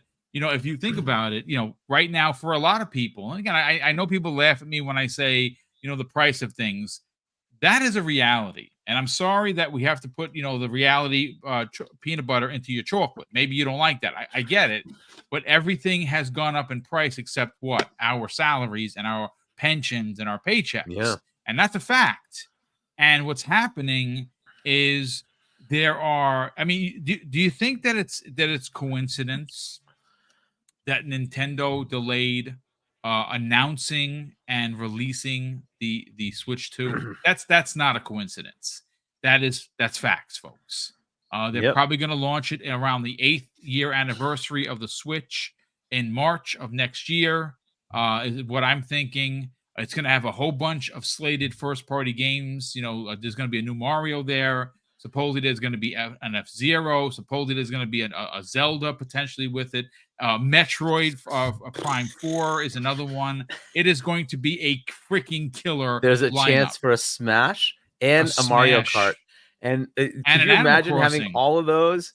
Oh my God. Ridiculous. Ridiculous. But see, the difference of where we are currently is, again, if you missed Colt's show, go check it out, because what Hargeet is talking about, and I don't have the picture in front of me, the slate for this year, crazy, which is what we know. Remember, Matt Booty said there were a couple of things that they didn't announce. I still think, and I don't know where they put these games, to be honest with you. If Clockwork Revolution is close, I don't know if Compulsion's South of Midnight is close. They've been working on those. Both of them have been working on those games for years. If you add those to the list, spots for it. I don't think they have the spots for it. I think they have to wait till next year. There's just too much. There's just no room for them, especially when you consider the remainder of the year. So I know that Xbox didn't hit on their promise of we want our goal is one per quarter. So we didn't have one in the first quarter, which would have been in either January, February, March, right? Nothing in April. We're in May. Well, May is the second quarter. You're getting Hellblade. What happens in June? Is there going to be a shadow drop of the Gears collection? I believe there is, right? I think be two in this quarter. That'd be 2 in this quarter. But I mean, you have the rest of the year. Stalker, just to be fair, they were expecting Stalker to come out in first quarter, and it got moved. It got delayed till September. For them. Yeah, they got September. Power World instead. But you're right. No first party game. They should have had a first party game. and that is a fail. And this is why I think move things out. It's better. Just move like Indy out to next year. First quarter, you'll have a massive banger right there, right at the beginning of the year, right? Especially if you have so many games coming out this year, because there's still a chance of Forza Horizon 6 comes out this year, which is another massive game. The last one had like 15, 20 million players. It's a massive game. Fuzzy, what's the number on players for Forza Horizon 5? Is it? I think they're up to 40. Yeah, I think they're up to 40 overall now. But yeah, they hit that 15 million mark within a real short period of time. Like I think the first day they were already at 2 million, and that was with people that either bought the $100 edition or the upgrade, the early one. Yeah. And if they put it out this year, man. Good God. I said it last night. That's a console mover to some extent. Like if you put it in Japan, you got the drifting scene, you got the neon lights in downtown Tokyo, the cherry blossoms and all that going. Yeah, that thing will move some units as well. So they have so much potential if they say, look, we got massive Overwatch content coming. We've got an announcement for a Halo thing. If they can launch something this fall to expand Halo Infinite, along with Call of Duty, along with Forza, along with a Gears collection, along with a Gear 6 announcement. It's too much. You have to attract customers at that point. You just have to. Don't they have like don't they have with Halo like something that's gonna be like Helldivers, right? They have like an idea. Yeah, it's by the Forge Falcons. That's actually launching in June. Yeah, Here's the thing, though. If they advance that, I tell you this much: if they advance and deliver right away, let's say right now, I'm telling you, Soda's going to tell Helldivers, hey, we're going to open up real fast because people are just going to jump over there and play it. Well, I mean, like I said, that's launching in June. I think it's going to be potentially announced at the showcase. Again, this is just my speculation, but it is a full-on Hell Jumpers like game. It's not a mode like, oh, let's just play this fun mode. No, it's gonna track your stats. You're gonna be able to upgrade your weapons and your armor and your everything, just like you do in Helldivers 2. The Forge Falcons are working on this. They already have one map confirmed. They've already showed it off. It looks dope. It's gonna be a big deal. But listen. Again, we are at 800 live viewers. Big thank you to everyone that's here. That's freaking crazy for such a small show. And again, this show started off with just one person on the panel, i.e. me. And then, of course, thanks to Fuzzy Belvedere, Crispy Bomb. Crazy Lou obviously had some issues. And Hargeet for jumping in. We definitely appreciate that. We have two topics I do want to get, because I've been promising this, and I don't want to go back on my word again. I do want to briefly mention that once again, folks, tomorrow is the Starfield update. So I do want to go over exactly what is coming tomorrow. Again, I pulled this directly from Clobreel. Shout out to him. He actually has a nice spread, a pause, no Diddy right there, of what exactly is happening in tomorrow's update. Again, I'm looking for it. There's been no announcement of the size of the update. There's been some talk of 15, 20, 30 gigs. I don't know. Your guess is as good as mine at this point. But I do have the list in front of me. I do want to go over it. And I do want to kind of just, get everyone's hot take, because we got to get into Perfect Dark. I have the videos of Jeff Grubb queued. I want to listen to what he had. One is the 107. The other one I think is 108, where he kind of walks back that this game is in trouble. And I want to talk about it because this game is going to be there. Now, I don't know that for sure. I can't, bet the house on it. But I have a really strong suspicion that it is going to show, and it's going to show in a big way in June, which is, again, we're already the 14th of May. The showcase is the 9th, I believe it is. Yeah, June 9th. It's only a couple of weeks away, folks. It's around the corner. So, again, shout out to Clobreel, who does phenomenal visual presentation. In fact, you know what? Let me do a quick screen share so the fine audience can check it out and see exactly what I'm talking about. Again, this comes the way of Clobreel. Where is my share options? Present. Let me do the quick screen share so you fine folks can see exactly what I am talking about. Let me bring it up. And it should be a full screen.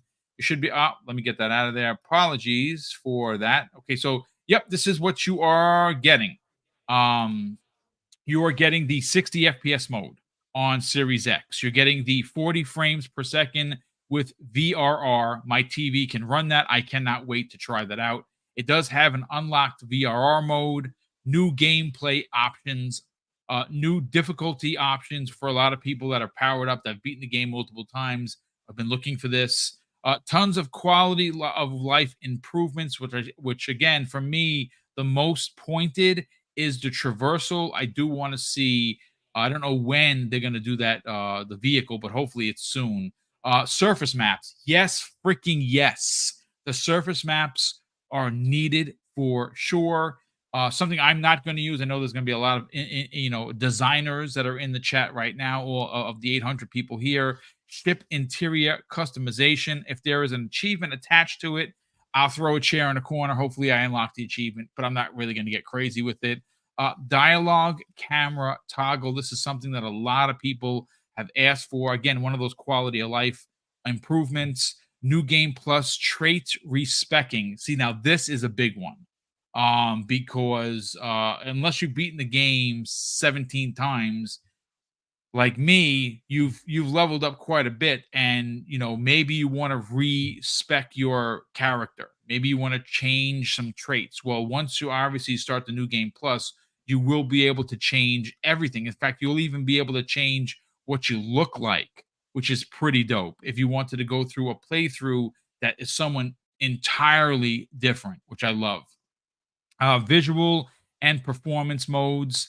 I'm not going to sit here and lie to you. I am a visual horror master. I like games looking better. My first-person shooters like Halo, yes, 120 frames all the way. And obviously that's running at 60, which is great. For me personally, I'm probably going to go with the 40 FPS with the VRR. I want it to look pretty on top of have performance as well. He has confirmed here that in development, land vehicles for planetary exploration, a creation kit beta has now been sent to selected creators. New quests are being added to the game, which I think is really dope. And obviously the massive Shattered Space expansion. We're going to get more on that in June. That is a really, really big deal. So let me just get back to everyone here. Fuzzy, we'll start first with you, brother. Obviously, you are Mr. Starfield. You had multiple builds running at the same time. Are you excited for the updates? Are you going to get back into it? Oh yeah. Well, the key thing, I got to check to see if they patched two bugs that I've had. One is in New Atlantis, the landing zone, like just as you walk past that check-in building, the floor was removed.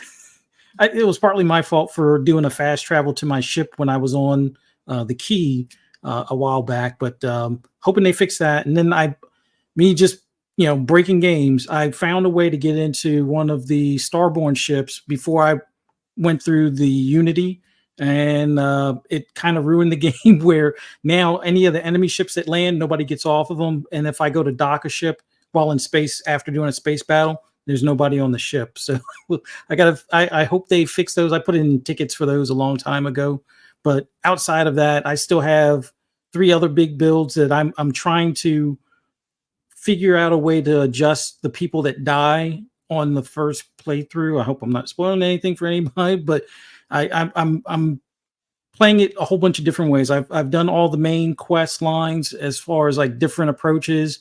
I like the Crimson Fleet without joining or being a part of the police group and just going as a complete rebel from get-go kind of thing. But yeah, the visual stuff, I mean, I play it mainly on PC. I played it at first on console, but I'll give it a try on console, see what the 60 frames mode seems like. And it felt like playing the 30 frames mode, it felt like they could have done that from launch type of thing. But for the most part, now that it's here, definitely give it a try. I love the fact that they have the difficulty adjustment stuff. I want it where some of the enemies might be a little bit more difficult, or I might be able to get more health or energy from like the regular food. Like you can, like the meds and stuff definitely give you a lot of health, but if you ate an apple or something like that, it was like it didn't even look like it made the health bar move. So maybe some of that can be mixed in. And it seems like that's part of that That difficulty reminds me, adjustment Fuzzy, they stuff. actually added the ability to just eat directly, which is another Yes, pain with in the neck. X It was like, button. Yes. Yeah. instead of having to have to pick it up and then go to your inventory to eat it, you just like eat it directly. Yeah. So there's so many like good quality of life things in there that definitely. Well, I was kind of waiting for the Shattered Space DLC, but this is going to be enough to kind of get me excited for it. Me too. And then by the time the showcase comes around and they talk about Shattered Space, I'll already probably have like another couple of days worth of playtime mixed in. But yeah, I'm definitely looking forward to. Oh, and the ship stuff, like the interior stuff. Like I've tried manipulating some of the stuff on the ships, and it kind of works, but then I'll either change ships or I'll pull something out of like inventory, and then it screws up where I put like the sailboat on like my office desk or something like that. So now if we have it where things could be more permanent as far as how you set it up, just like you could set up like your living quarters or apartments and stuff, that would be awesome. And I'm looking forward to that. So man, can't wait. Good stuff. Crispy Bomb, are you excited for the update, sir? I know you said you had put some time into Starfield. Were you waiting for the potential update to jump back into it? Oh, boom. Look at that. I got clowned so hard. And Why? and then what happened? What happened? Guess what? They're doing an update. This is look at Bethesda. that. You know what I mean? Like this is Bethesda. Like, look, everybody's controversial about the FPS and all that. Let's be honest here. They wanted to release the game. Okay. That's what we saw. Okay.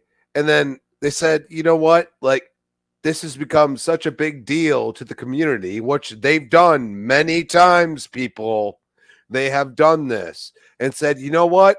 Let's make this a priority.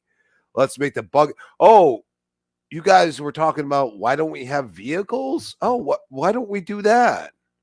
Why not? We could do it. We make ships. Like, why not be able to build a vehicle? Oh, isn't that interesting? You know what?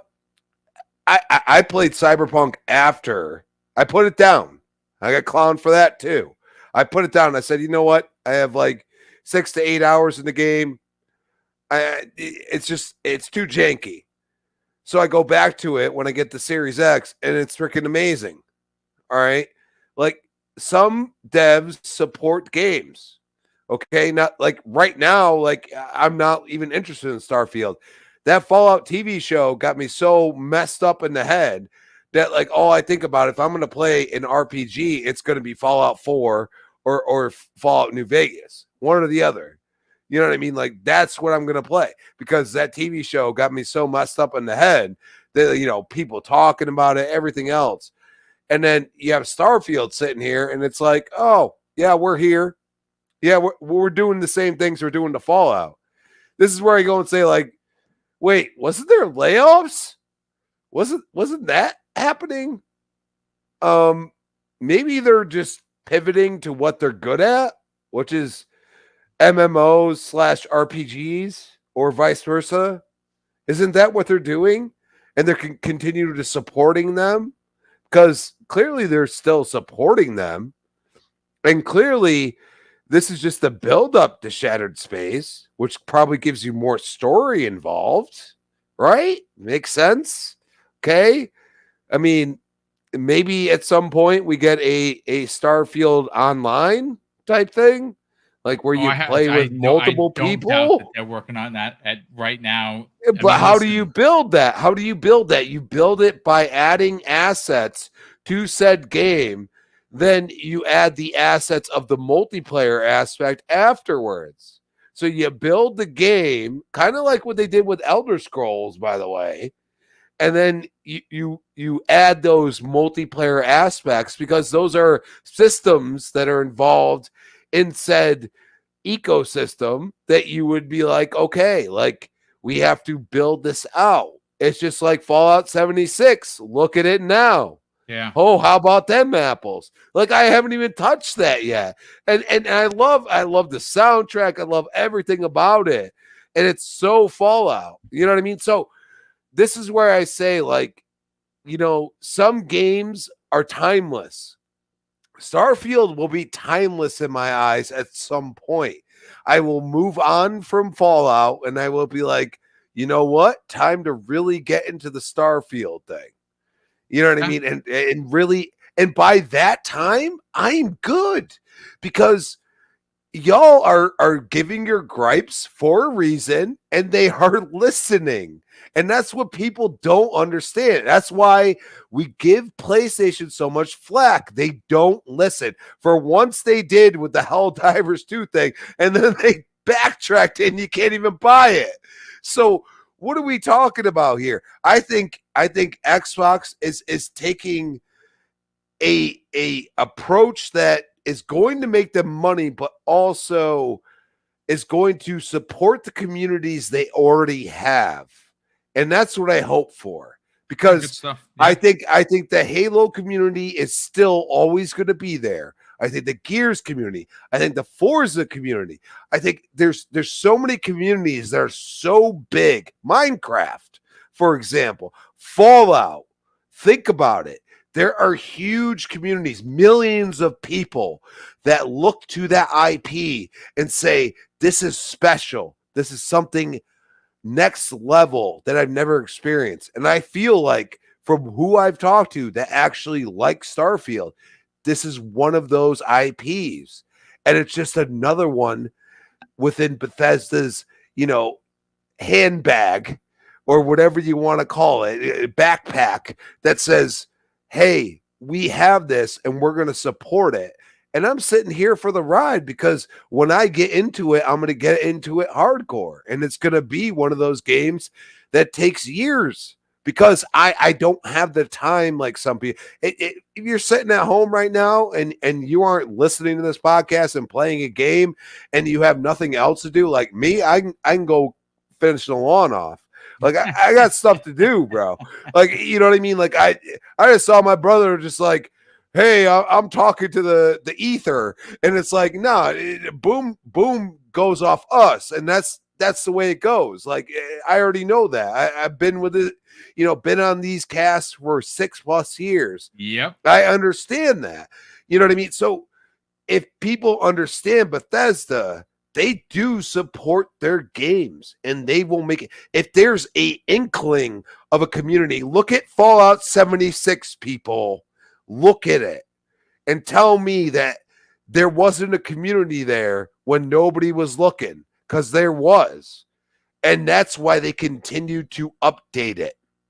All right. They see the numbers, they look at them, and they feel like Starfield is at that cusp.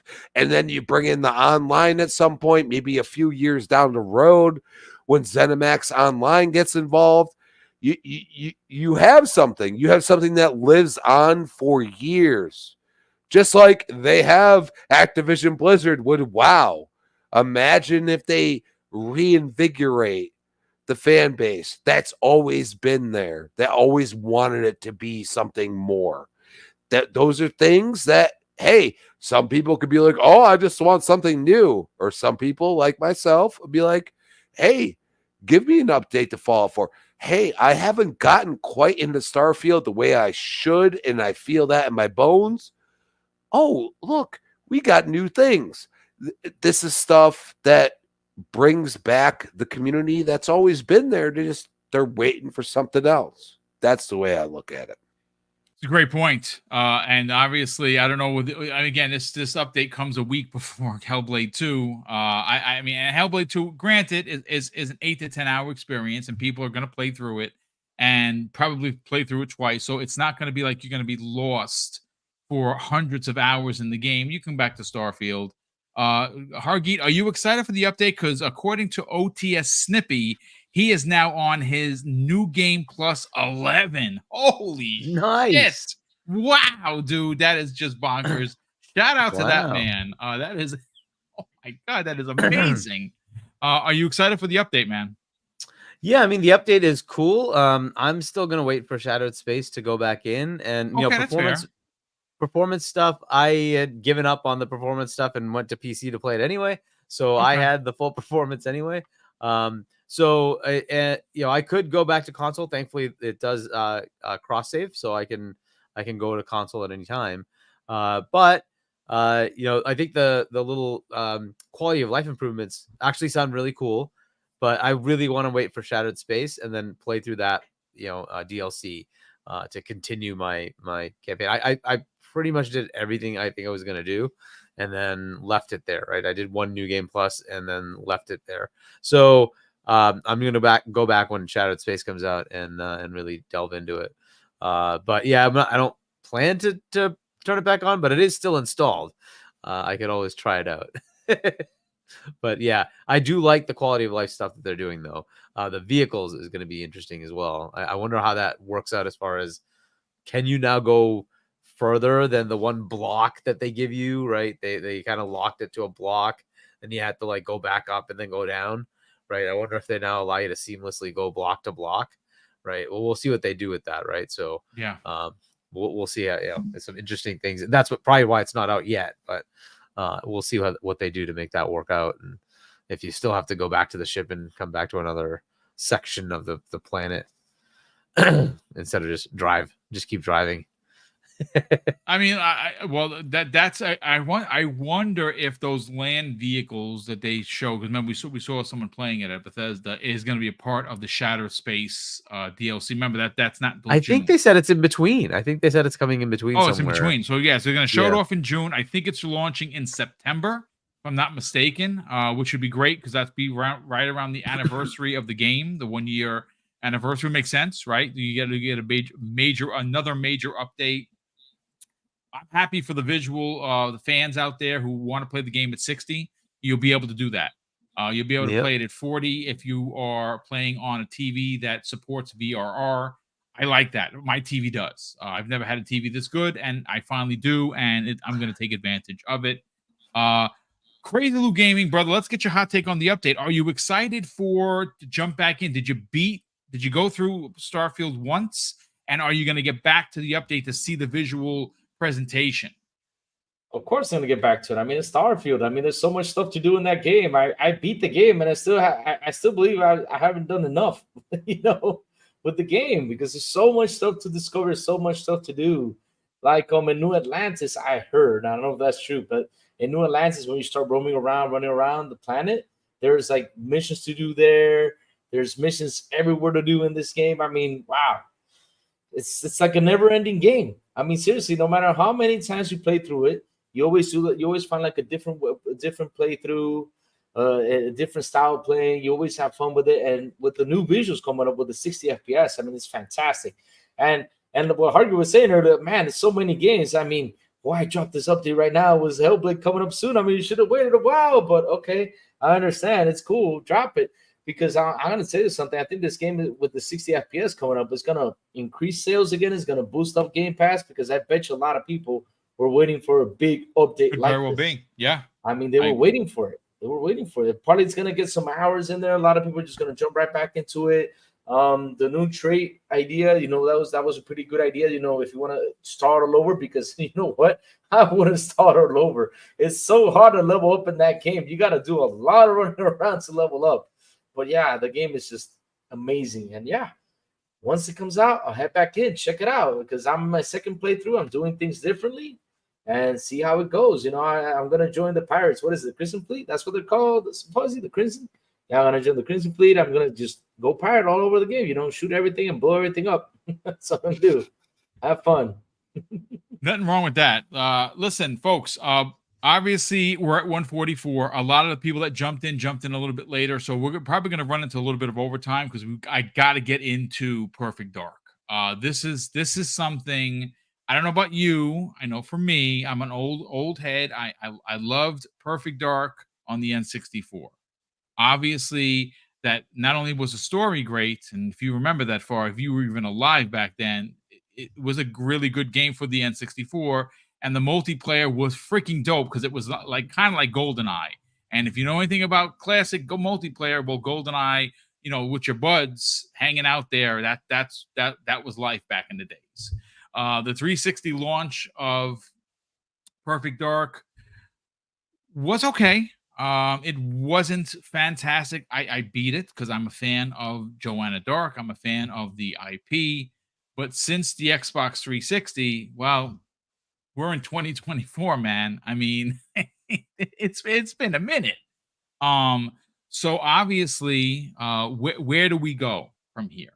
Well, Perfect Dark originally was announced during the 2020 showcase. We got a CG trailer. We have not had much since.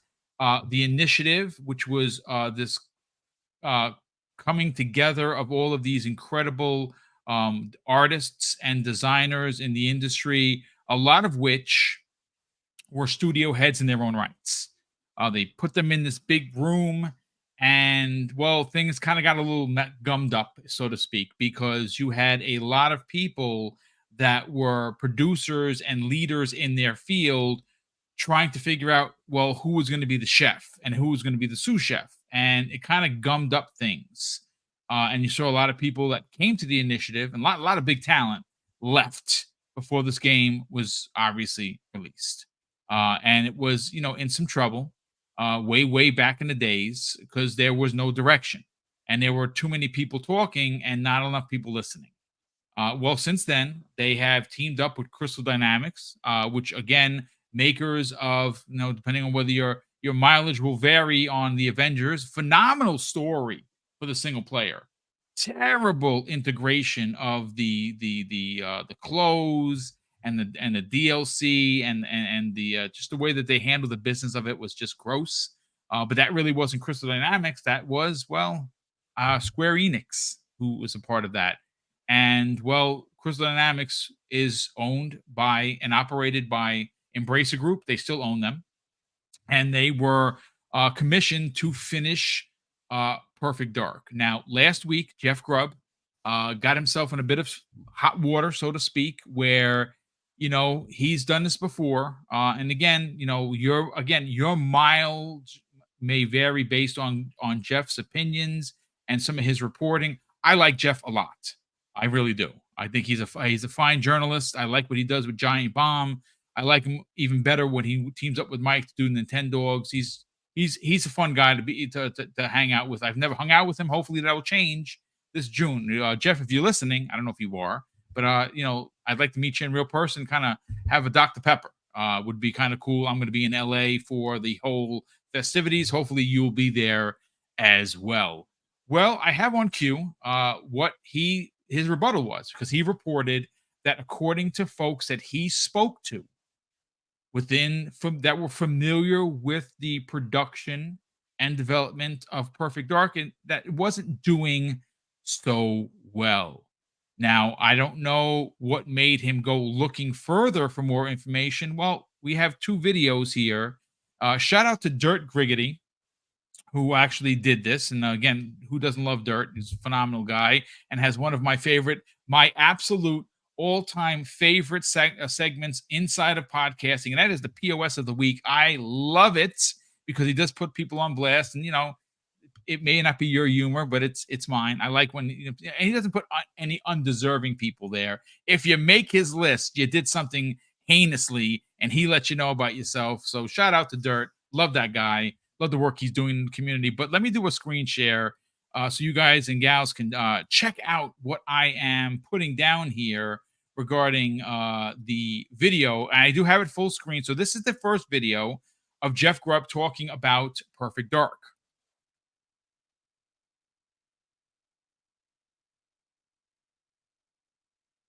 Perfect Dark, get right into it. Okay, so I'm going to rewind. Jeff Grubb, here we go. Let's do this. Hello. I want to give you an update on Perfect Dark and the summer game mess. Let's start with Perfect Dark, get right into it. Earlier this week on the Bombcast, I mentioned that I had heard from a couple of people that it was in rough shape. I've heard that for a while on the corporate side, heard from the development side, something that seemed to line up with everything I'd heard before. And I think this is one of those situations that, as I said at the time, game development is messy and complicated, and these things can come together, at any point during development. And throughout that time, different people can have different perspectives on how the game is going. And some people definitely think, hey, there's things that don't look great and are in rough shape, but just as many, if not more, now that I've had the chance to talk to even more people, think it looks really good and think it's coming together. And yeah, the expectation is that it should be in that showcase next month. Now, I'm not guaranteeing that, but that's the way the wind is blowing. If things change, I wouldn't be 1,000,000% surprised. That's only because we're a month out still. These things are actually still a conversation. They're in flux. I bet they have a pretty good idea of what will be in the show, but how it actually presents in the show, whether it's includes like all the information, like here's a release date. That stuff still is definitely a conversation. And then some things are still like on the bubble about whether they'll be in there or not. We've definitely seen that in the past. Well, I'll get to one of those. Jeff Grubb. So, okay. So what I'm going to do is I have another part of the video. Let me just bring that up over here. Let me just here in a second. He's gonna. It's 44 seconds, or actually it's a minute. 101.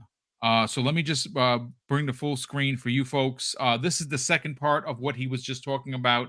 It's 2 parts put together. So please take a look and listen. Those here in a second. But really, bottom line with Perfect Dark is the game is not some special case where it's falling apart. I never said development hell. I never said it wouldn't be in the showcase.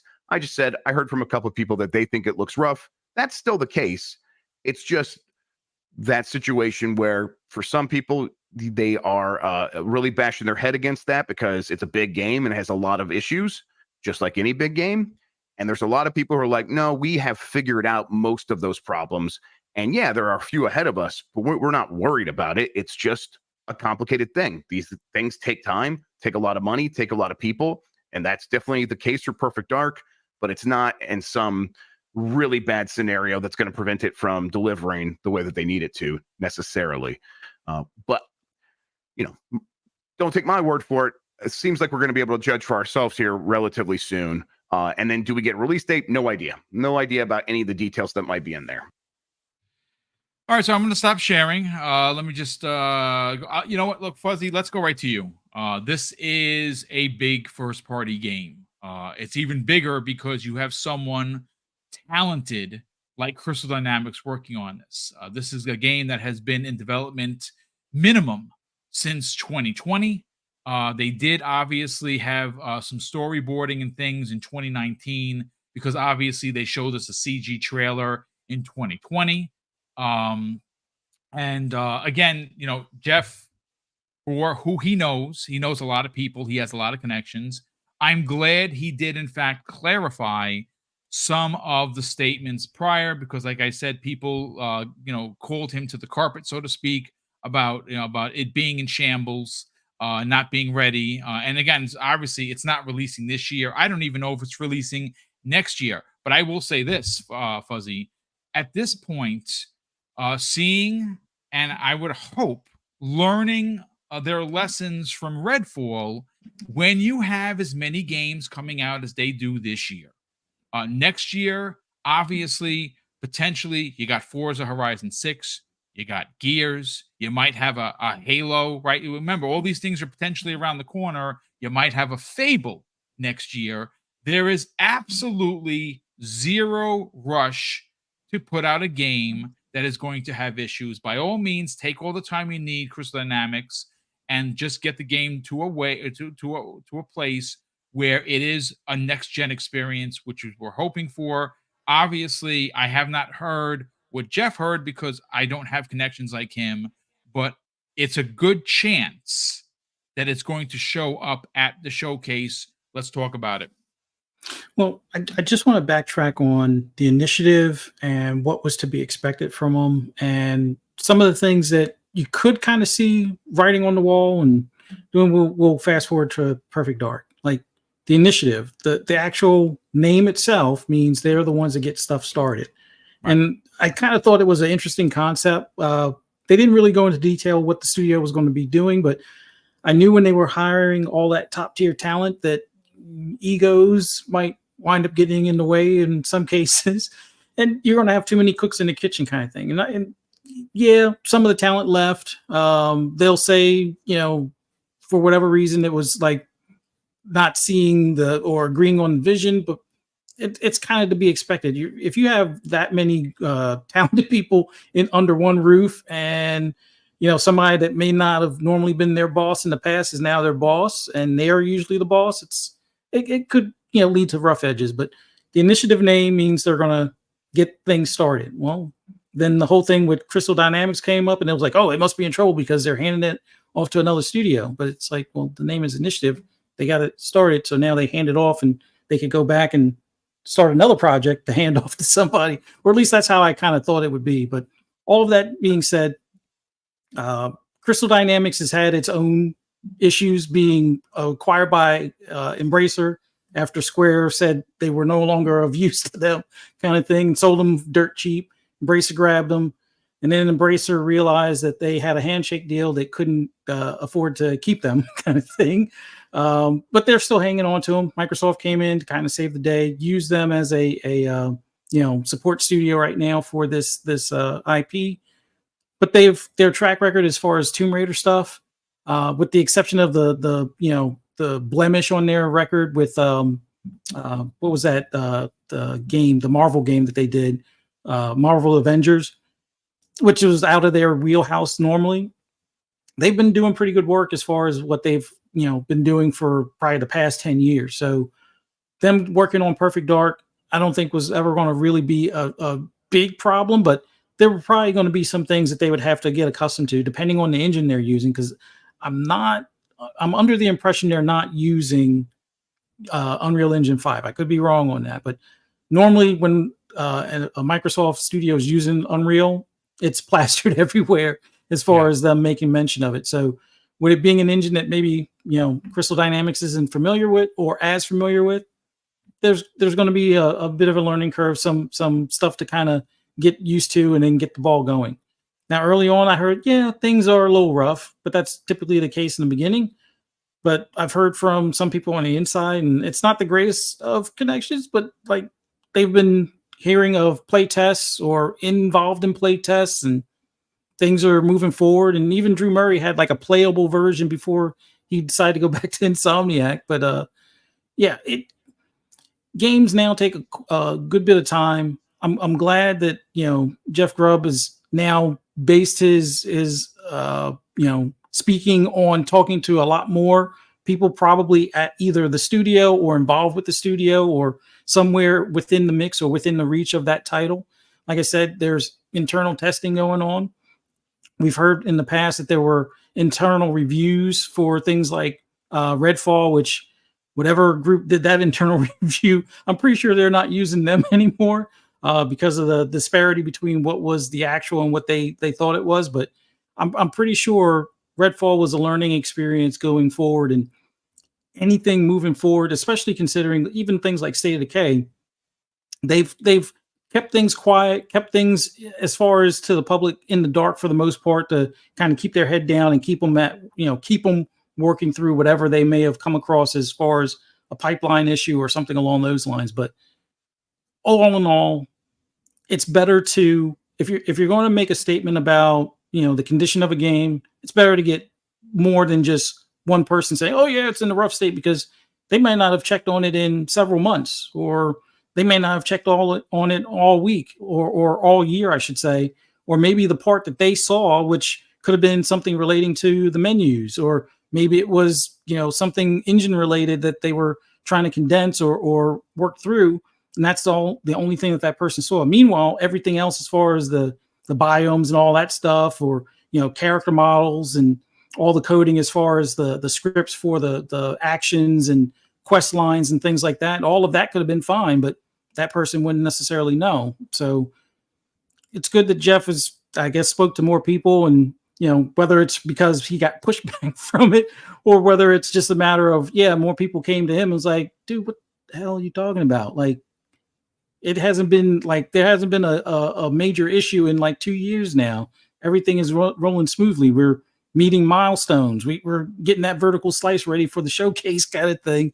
And I'm pretty sure he's like, oh crap, I kind of put my foot in my mouth kind of thing. But sometimes he gets stuff right. Sometimes he gets outdated info. Sometimes he gets stuff right, and it's just not the complete picture kind of thing. But whatever the case may be, I do expect this at the showcase. we'll see what it looks like at the showcase. If it wasn't showing up at the showcase or doesn't show up at, let's say, the Game Awards later this year, then that's when you might want to say, still kind of haven't seen anything in a while. But if we see it at one of those two events, I would say that should put at least initial concerns or worries at rest. And then when we see it at the showcase, if they give us a date or a window, that will tell us how much longer they have to, polish things up and things along those lines. But I like I said, showcase, I expect it there. Hopefully some people will not have all of their eggs in the basket on a particular vantage point. I know some people prefer first person. I know some people prefer third person. I'm not going to say which one it is, but for the most part, they have talked about that in previous interviews, and it'll line up exactly with that. So just be prepared for something that'll probably blow your mind as far as not necessarily stealth genre altogether, but something where it's a spy game and there's going to be a lot of action and gadgets. Yeah, I think this is going to blow some people's socks off. So look forward to it next month. Yeah, me too. Crispy Bomb, actually, I have it on confirmation from two sources. One Bed Mother says that it is, in fact, Unreal Engine 5. And I got the exact quote, what happened. Yep.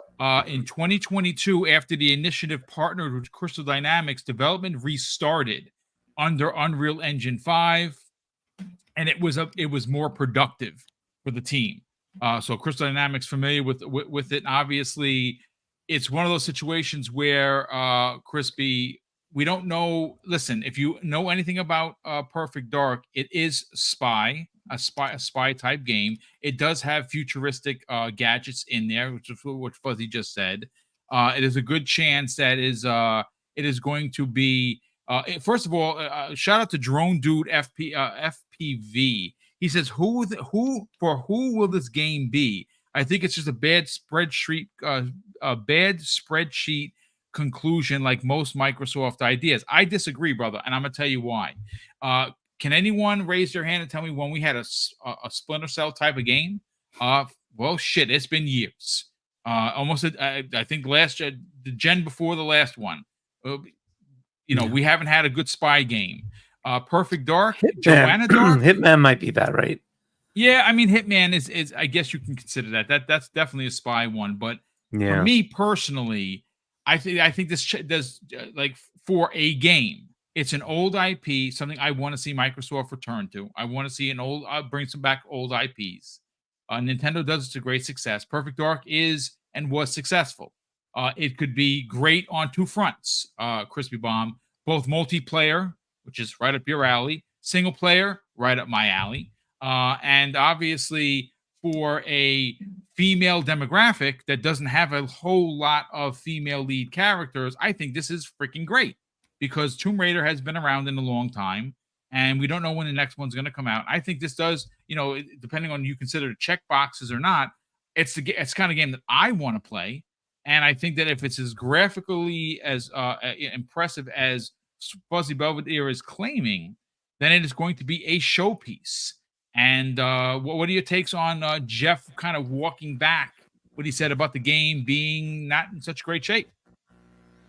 I think he said that because we all originally saw the original trailer for the new Perfect Dark, and it was in first person, correct? Yes, it was. So, yeah. And this is where I looked it up real quick as we were talking about it. So this is from the Unreal Engine YouTube channel. It says Crystal Dynamic taking the heroic leap from a proprietary, which was the GAX engine, which is GAX, like the gecko. Remember, back in the day? Apparently that engine's been used for like Tomb Raiders and stuff. Interesting. But to UE5 Unreal Fest 2022. Okay. So the reason why he heard this in previous times and then he walked it back pretty quickly for Jeff Grubb. I mean, I'm just saying. He walked it back pretty darn quick. And I say, did they switch perspective? Because at the end of the day, like, Initiative was doing their own thing. Could they have possibly been using Slipspace? Remember, Slipspace was like $500 million to develop into an engine, correct? So maybe they were using Slipspace, and then they needed help because people left and people wanted to do their own thing. They maybe, I mean, I'm a worker and I know how to do my own thing. Maybe they're like, I can make a really good third person game, but I can't make a really good first person game. You know what I mean? And maybe they have pivoted throughout this period of time. And, and this is where I say, like, if it does show up in June, I feel like if it's well received by, whatever metrics they look at, and most people say, hey, like, this going to third person is way better. I think that will be because Crystal D is so cheap, and Embracer is just like, we need to sell. We're dividing our industry, we're segregating what we have already, and then we're trying to divide it within like AAA, AA, and etc., and even mobile in some aspects. And we're doing this for a reason, but at the same time, like, Microsoft is paying them to have Crystal Dynamics work on said game. If this is well received, it's within the threshold. They would probably sell at the same price that they bought from Square just to break even on it. And here you go. It's regulators can't do nothing about it, by the way. No, so not, I not mean, something that small. Yeah, so they have, like, this could be an opportunity to refocus. Like it looked good. Like when I, but me, I'm a third. Like I like third person.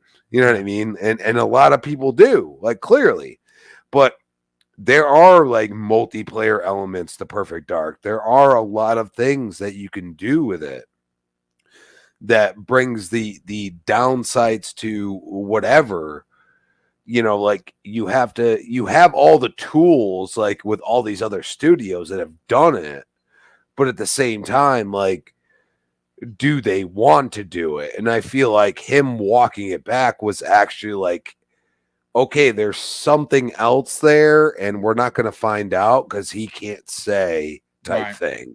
You know what I mean? Because like it's just a little weird how quickly he did it, and like, to do a recent cast and say what he said and then go back on it, almost like, oh, okay, I found out that it's actually better because people are so passionate about what they've done that he had somebody reach out to him and it was like, nah, bro, you're off on this. You know what I mean? Like, remember what I told you earlier type thing. And then he was like, oh yeah, maybe, I had both sides of it coming there. So maybe it really has to do with perspective, because gaming, I mean, it comes down to perspective. Like, that's why I love Bethesda games. I can go either or. You know what I mean? Like, that's why I love them so much. Like, it's so intriguing to be able to just click a button and just bang, I'm in first person, bang, I'm in third person. You know what I mean? Like, even if it's in the heat of battle, it's actually super, like, intriguing, and like it gives me like the sense of control that is so incredible. And that's why I hope one day we get to like a lot of games doing both, because I think it will like really reinvigorate the entire like gaming aspect. So I look at this and I say, could it be that? Could it be just them going to UE5, which is logical within Microsoft at this point? I mean, hey, Coalition, we need a couple guys. Come on over. You're getting paid anyway. Like, we need some help. You know what I mean? Like, that's something that is possible at this point. You know what I mean? And I think UE5, like, Unreal is, I think, looking to Xbox because we haven't seen enough from it. We haven't seen what it's truly capable. Like everybody's like points out this, like the Matrix demo, or points out that, you know what I mean? But we really haven't seen a game truly envelop the tools that UE5 has. And I think we're going to see that with Hellblade 2 very soon. So, I mean, I think it's a logical step, and hopefully it is third person, because I think I would be more intrigued to play it. That's the way I look at it. Yeah, well, we're gonna know soon enough. I really do think it's gonna be at the show. I got some information that I'm not really allowed to divulge that tells me that it's gonna be there. What that I'm not gonna not get into the particulars, but I have a really good feeling it's gonna be there. Hargeet, again, this showcase, we're gonna be there. We're gonna be in LA. I am dying to see what is not only going to be on the Xbox stage. Obviously, IGN Live is going to have some reveals. Don't know what those are. Jeff, obviously, is going to have some pretty big ones. We'll be in the audience for that. I'm looking forward to that. What are your thoughts on the walking back of the game not being in the greatest of shapes from Jeff? Because it was like Crispy was saying, it was pretty quick, where he did it, said, hey, what he said on his podcast. And then obviously, I think it was, I don't know if it was the same day or it was the day after, but it was pretty quick that he was like, hey, hold on, let me just record this. This is what happened. What are your expectations for Perfect Dark?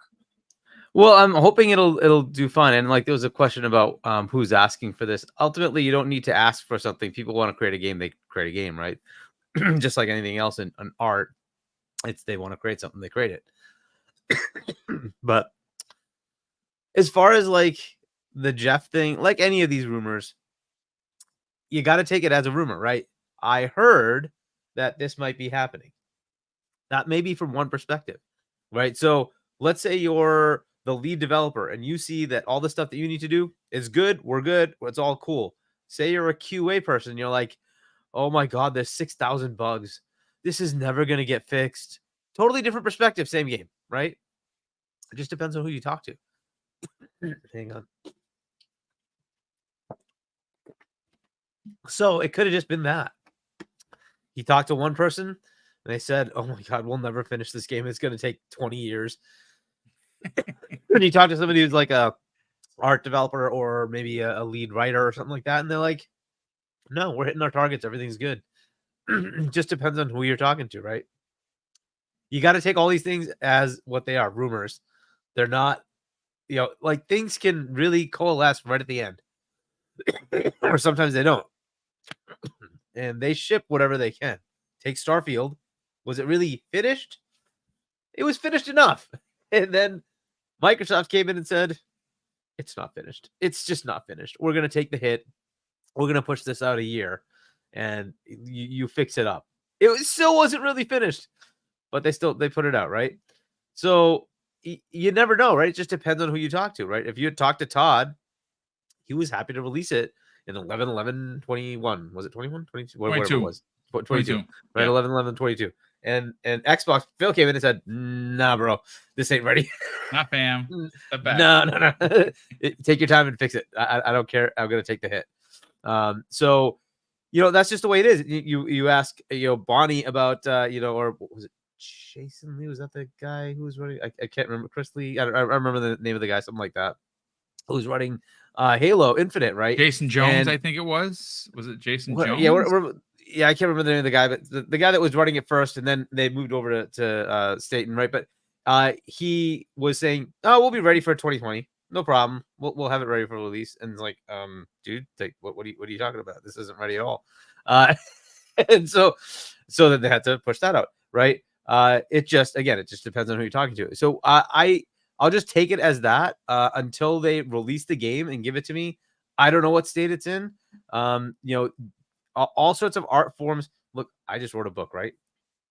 And I could say, "Oh, look, you mean this book right here that I purchased that you can purchase too?" We'll get to that, folks. I'm an old man. I like the physical copy. It's in my hand, right? But by going through that process, it like, okay, I think I'm done, and then I read it and I'm like, no, I'm not done. I need to do something. And I go through and like do some editing, and I'm like, I didn't even explain why you're here, so I have to go rewrite. It's like just things like that happen, right? And so you just have, and just think that that's one little stupid story. This is a huge game with all sorts of systems, and so things happen while you're in the middle of development, and you never know. One day you're like, this is all great, everything's awesome. And the next day you're like, oh my God, we just found this massive hole. I don't know what the hell we're gonna do about it. The world is ending, right? It just depends on what kind of person you are, right? Some people see glass half full, some people see glass half empty, and like it is what it is, right? So again, he didn't report this as it's in print. This is what's happening. Right. It's just I'm on a podcast, just like with Jez, right? I'm talking like just me as a human being.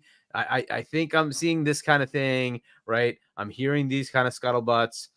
That is not like absolute, right? And we always have to take these things with a grain of salt. Unfortunately, the media world we're living in, like, Jeff Grubb's almost always right. That must be totally accurate. Let's just write an article. It's the end of the world. Perfect Dark's not going to come out. It's Xbox tax here. We have to say something bad. It's Microsoft. We have slow down. It's not the end of the world. Okay. Right. Like they know Daryl Gallagher knows how to make a game. He's put out awesome games in the past. Like, slow down. Let's let this go through. Right. And we'll get the game and then we'll find out. Right. So, it's good to get sort of inside scuttlebutt that, yep, there are some people who are saying, yeah, there's a lot of work to do. And some people are saying, no, we're on track. We're good, man. So that just tells me it's just general development. That's just the way it is. That's how I'm seeing it. Right.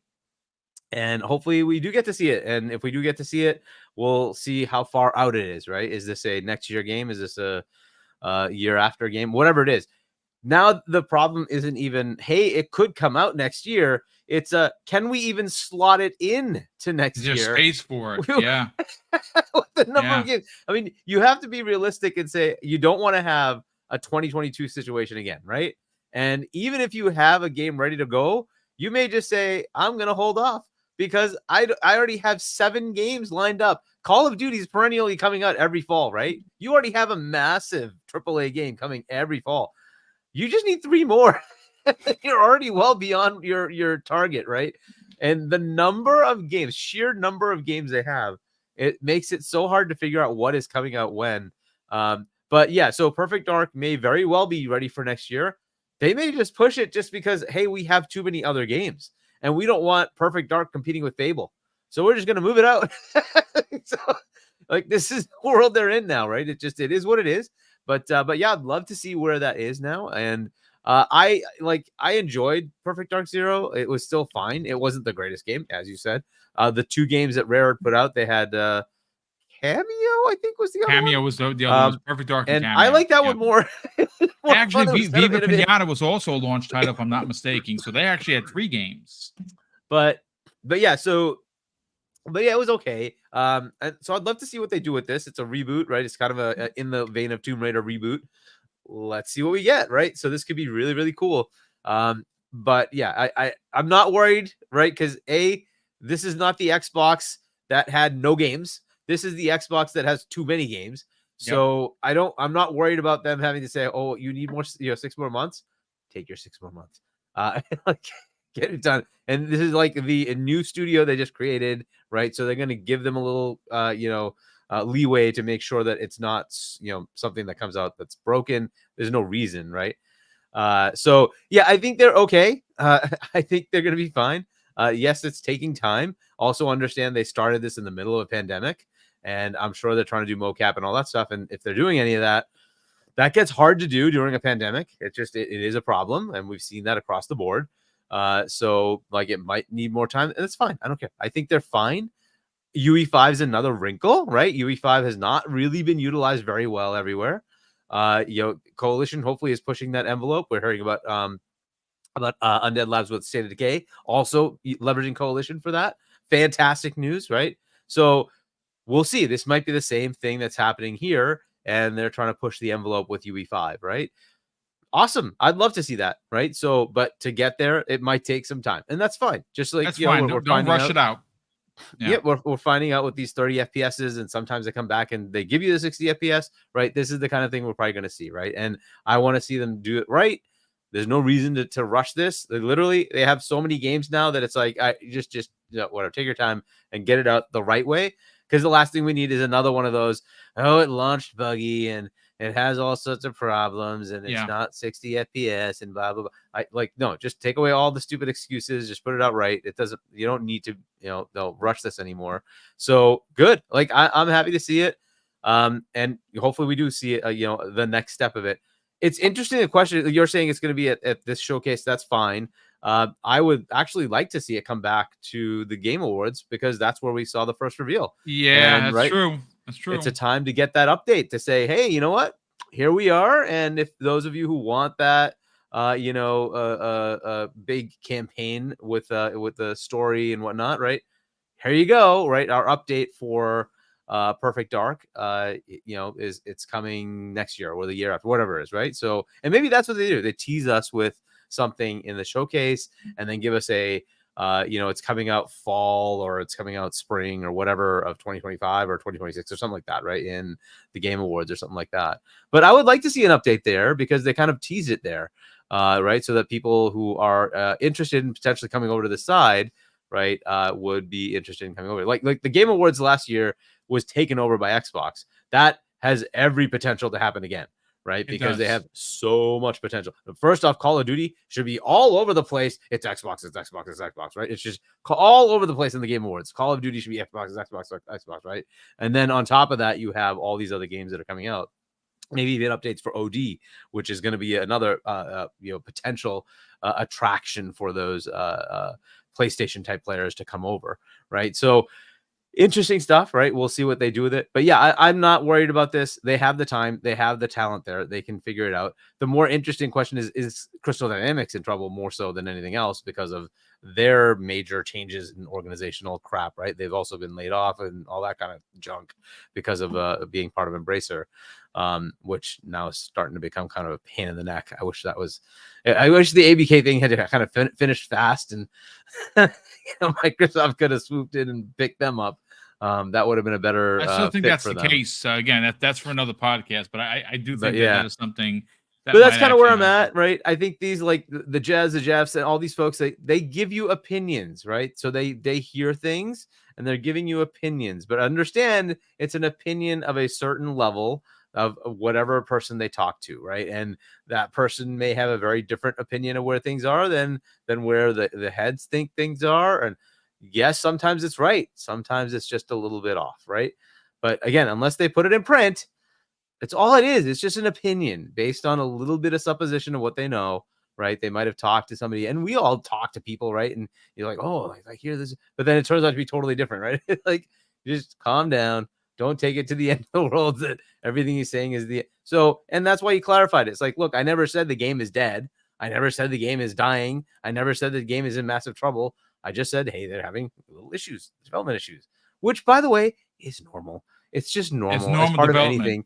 It's just part of you run into something and you're like, what? Oh, crap. We didn't even think about that. Oh, let's go fix that piece. That's going to add a few months of work, but it is what it is. You run into it, you fix it. It is what it is. Right. So, yeah, I'm not worried, but yeah, again, this whole thing with the rumor mill, just be careful to take those to heart.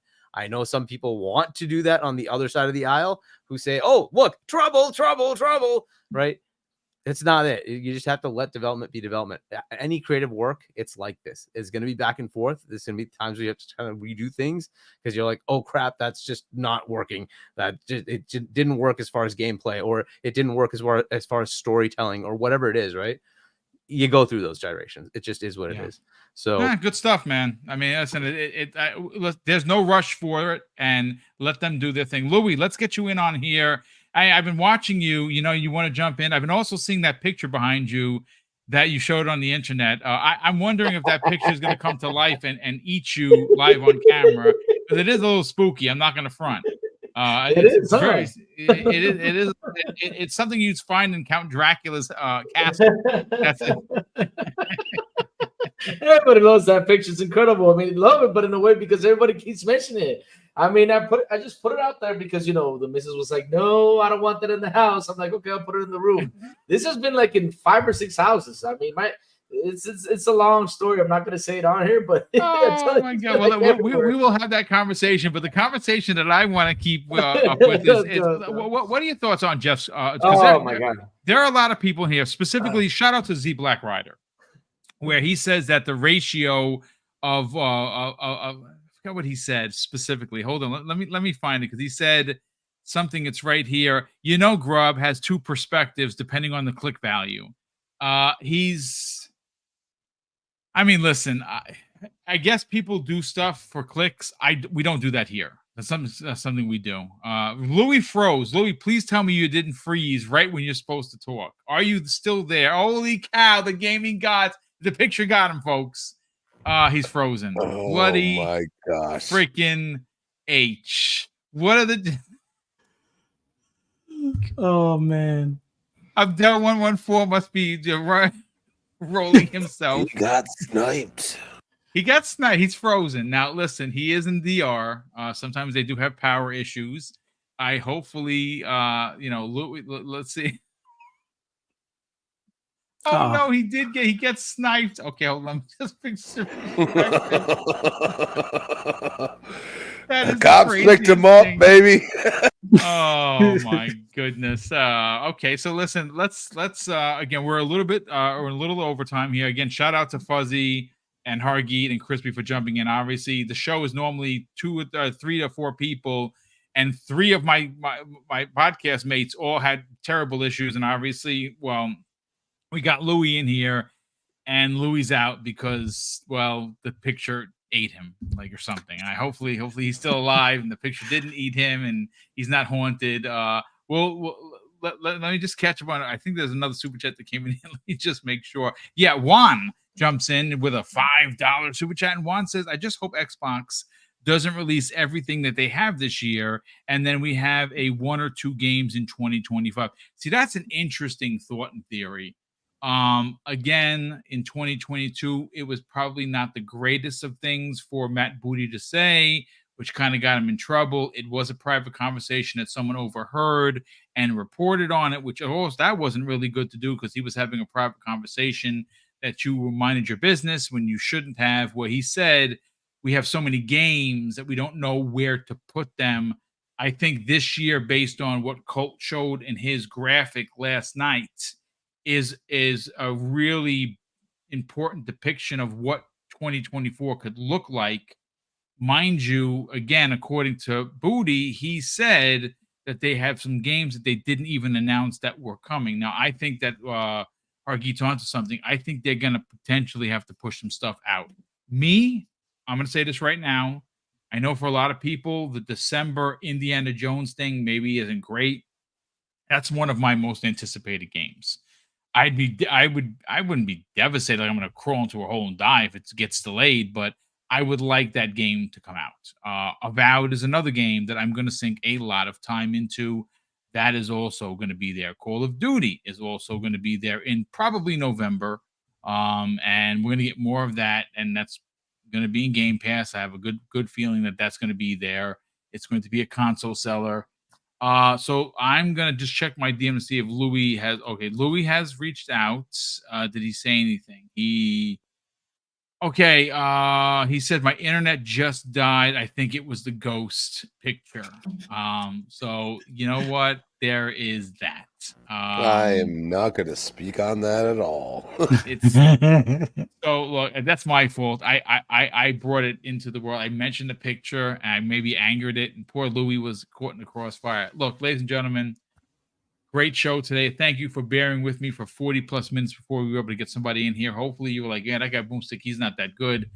Solo is tough, folks. I give Mav a lot of credit. I don't know how he does that. He does that for sometimes 3 hours. Good on him. I need people to bounce off. That's that are podcasters. But look, let's get everyone out of here. Again, we are 30 minutes past where we normally are. This is a 2-hour show, 2.5 hours in. If you're finding the channel for the first time and you enjoyed the conversation, please consider subscribing. We are on the hunt for 15K. Hopefully we can get that. Hold on a sec. Let me bring him in. My God. I don't like it just died. The internet just literally died. So Louis, before the ghost picture takes over the conversation once again, let's get your take, because I know you were going to say something about Jeff. Yes. Again, he is who he is. He got himself in trouble as he's done before. He walked it back. You heard it. You watched it verbatim. What are your thoughts on Perfect Dark? Here's the thing, though, what I don't understand, Mr. Boomstick. Like, why when everything is in chaos, and that's the thing I don't get, when everything is just in chaos, everything is happening, why mention it precisely at this moment? That's the little bit I don't understand. Why mention that, especially, right? The idea he got, I bet you, was from the really old news when, I don't know, a couple years ago or a year or two ago, they were talking about that there was a development problem right there with the game. And he brings this up out of nowhere, and just like the next day, he's just like, "Oh, okay, I said wrong. I take it back. Nothing happened." And especially right after Sarabon came out with the news that everything is working out fine, Xbox is fine. We're gonna get all these games on Game Pass and yada yada yada. Everything she said, right? And that's the thing that bothers me. I'm like, why are you coming out, especially in this moment, when everybody right now is seeing what's going on? You got the studios closed, and you go out there and you spill this precisely right now for what? Just to get me to talk, and then you go ahead and take it back? I mean, that's what you're doing, because that's what it felt like. That's what it felt like. I mean, it's always like at the precise moment. Every time there's something bad about Xbox, they just gotta add a little bit more to that sugar. Like for example, I love the conversation the investors call. That was my favorite thing. Like, oh, they were gonna put or not Call of Duty on Game Pass. I'm like, oh Lord. I mean, seriously, there was just so much crazy stuff out there that people just throwing out there. And I was like, why is this going on right now? Why are you guys, talking about this now? It's precisely at this moment. Couldn't you just wait like another week or 2 or 3 and mention it? Or I don't know. But if I'm going to talk bad about something, at least, get your infos right. It's not like that some dude or that some media or that, I got this information over here. Nah, don't bring stuff up like that, especially when things are going down. And then not even 24 hours went by, and you come back and say, well, I take it back. It wasn't like that. I mean, it's working out fine. Everything is good. Why you go out and say that? That's the only thing I just did not understand. Why? Just to go to media? Okay, cool. Then that's basically what I understood about it. Basically, to take it back. Okay, that's on you then. But and the game moving to Unreal Engine, I mean, we've seen that Microsoft right now is really focused on Unreal, and yeah, why the heck not bring Perfect Dark if you guys working with that Unreal and we see how Unreal works and how beautiful it's looking with games, use it, take it over there, because I mean, damn, look at that Hellblade. I mean, you guys saw that photo mode today. It's beautiful. It's a beautiful game, and we saw videos and everything about Hellblade 2, and it's looking gorgeous. So I can imagine how Perfect Dark will be when it finally comes out and actually show a trailer, because that's another thing. We need to see more stuff about this, right? We can't wait till the showcase to see what they're going to show us, especially with things that were talked about 4 years ago. Can't wait for this showcase. I mean, this showcase is going to be the bomb. I'm telling you, it's going to be the bomb. Again, I think you're right. I think we're going to get some big reveals, some stuff that we didn't know that we're in development. There was a rumor yesterday that popped off with Doom, potentially Year Zero, which is the code name that leaked in the documents for the ABK stuff. That could be there. That was something that popped up yesterday. Tom Warren is the one that kind of stoked the fires with that. I'm very excited for the showcase. I'm very excited for Perfect Dark. I know that may not be for a lot of people. It's probably a hero or a protagonist that maybe people don't even know who she is. And that's because obviously it's an older IP that's being brought back. Very similar to Fable, but even Fable had releases up on the 360. The last time we saw Perfect Dark was the launch of the Xbox 360. That's a long time ago. I think at 2006, 2005 was the launch of the 360. Yeah, so I mean, just look where we are. It's been a minute. But of course, look, folks, that's going to do it for today's show. A big thank you to all the super chats that came in, all the channel memberships that continue to support the channel. We super appreciate it. Hopefully you enjoyed the show. To hit the like button on your way out of here. Let's get everyone out of here. Louis, I don't know how much time you got, brother, but let's before you get possessed, let's get you out of here, brother. Talk about the Xbox International Podcast. You got a new show tomorrow at 7 p.m. Eastern Standard Time. Let's talk about it. where can people subscribe to the channel? And of course, more importantly, where can people follow you to see some of your crazy antics on social media? Oh, simple and easy, Boom. You can find me on Twitter X at Crazy Louie Gaming, where I just say a good morning and just head in to my show, which is called Good Morning with Crazy Louie. It's early in the morning, and that's what I'm doing now. I mean, I'm just sitting there talking with the chat, having fun, just enjoying everything, the chat brings. They pick on me, we have a lot of fun. That's what we do. And also, that's Xbox... a chat picking on you. That's not right. Oh, but we have fun. It's fun. It's fun times. We do have fun. We do. It's fun times over there. And also, you can find me on Xbox International Podcast on Wednesdays at 7 p.m. ET with Sour Blow, The Big Plume, and Silent Cypher. And sometimes, sometimes on the Spanish-speaking podcast over there, Xbox International Podcast en Español, 7 p.m. ET on Fridays with Shaddai, Elvin, and ASCAP Gaming. That's where you can find the crazy one. Nice. Good stuff as always. Fuzzy Belvedere, thank you so much for being a part of today's show. You bailed us out as always, doing the gaming lord's work, so to speak. Please sell your brand. Where can people subscribe to the best place for anything and everything in the racing genre? Find you on other podcasts, and more importantly, follow you on social media. As always, thank you for having me on. This was an awesome time to just kind of sit back, chill, have a gaming conversation with you guys. Always love being on a podcast with Hargeet and Louie and Crispy. You guys rock. So this was like, almost like a mini vacation kind of thing. But yeah, it was cool to get to talk with everybody. Glad to see everybody in the chat. Thanks for interacting with us. Thanks for taking the time to watch us. Greatly appreciate it. And for all you all on Twitter, come on to YouTube, hit that like button, subscribe if you haven't already. It's greatly appreciated.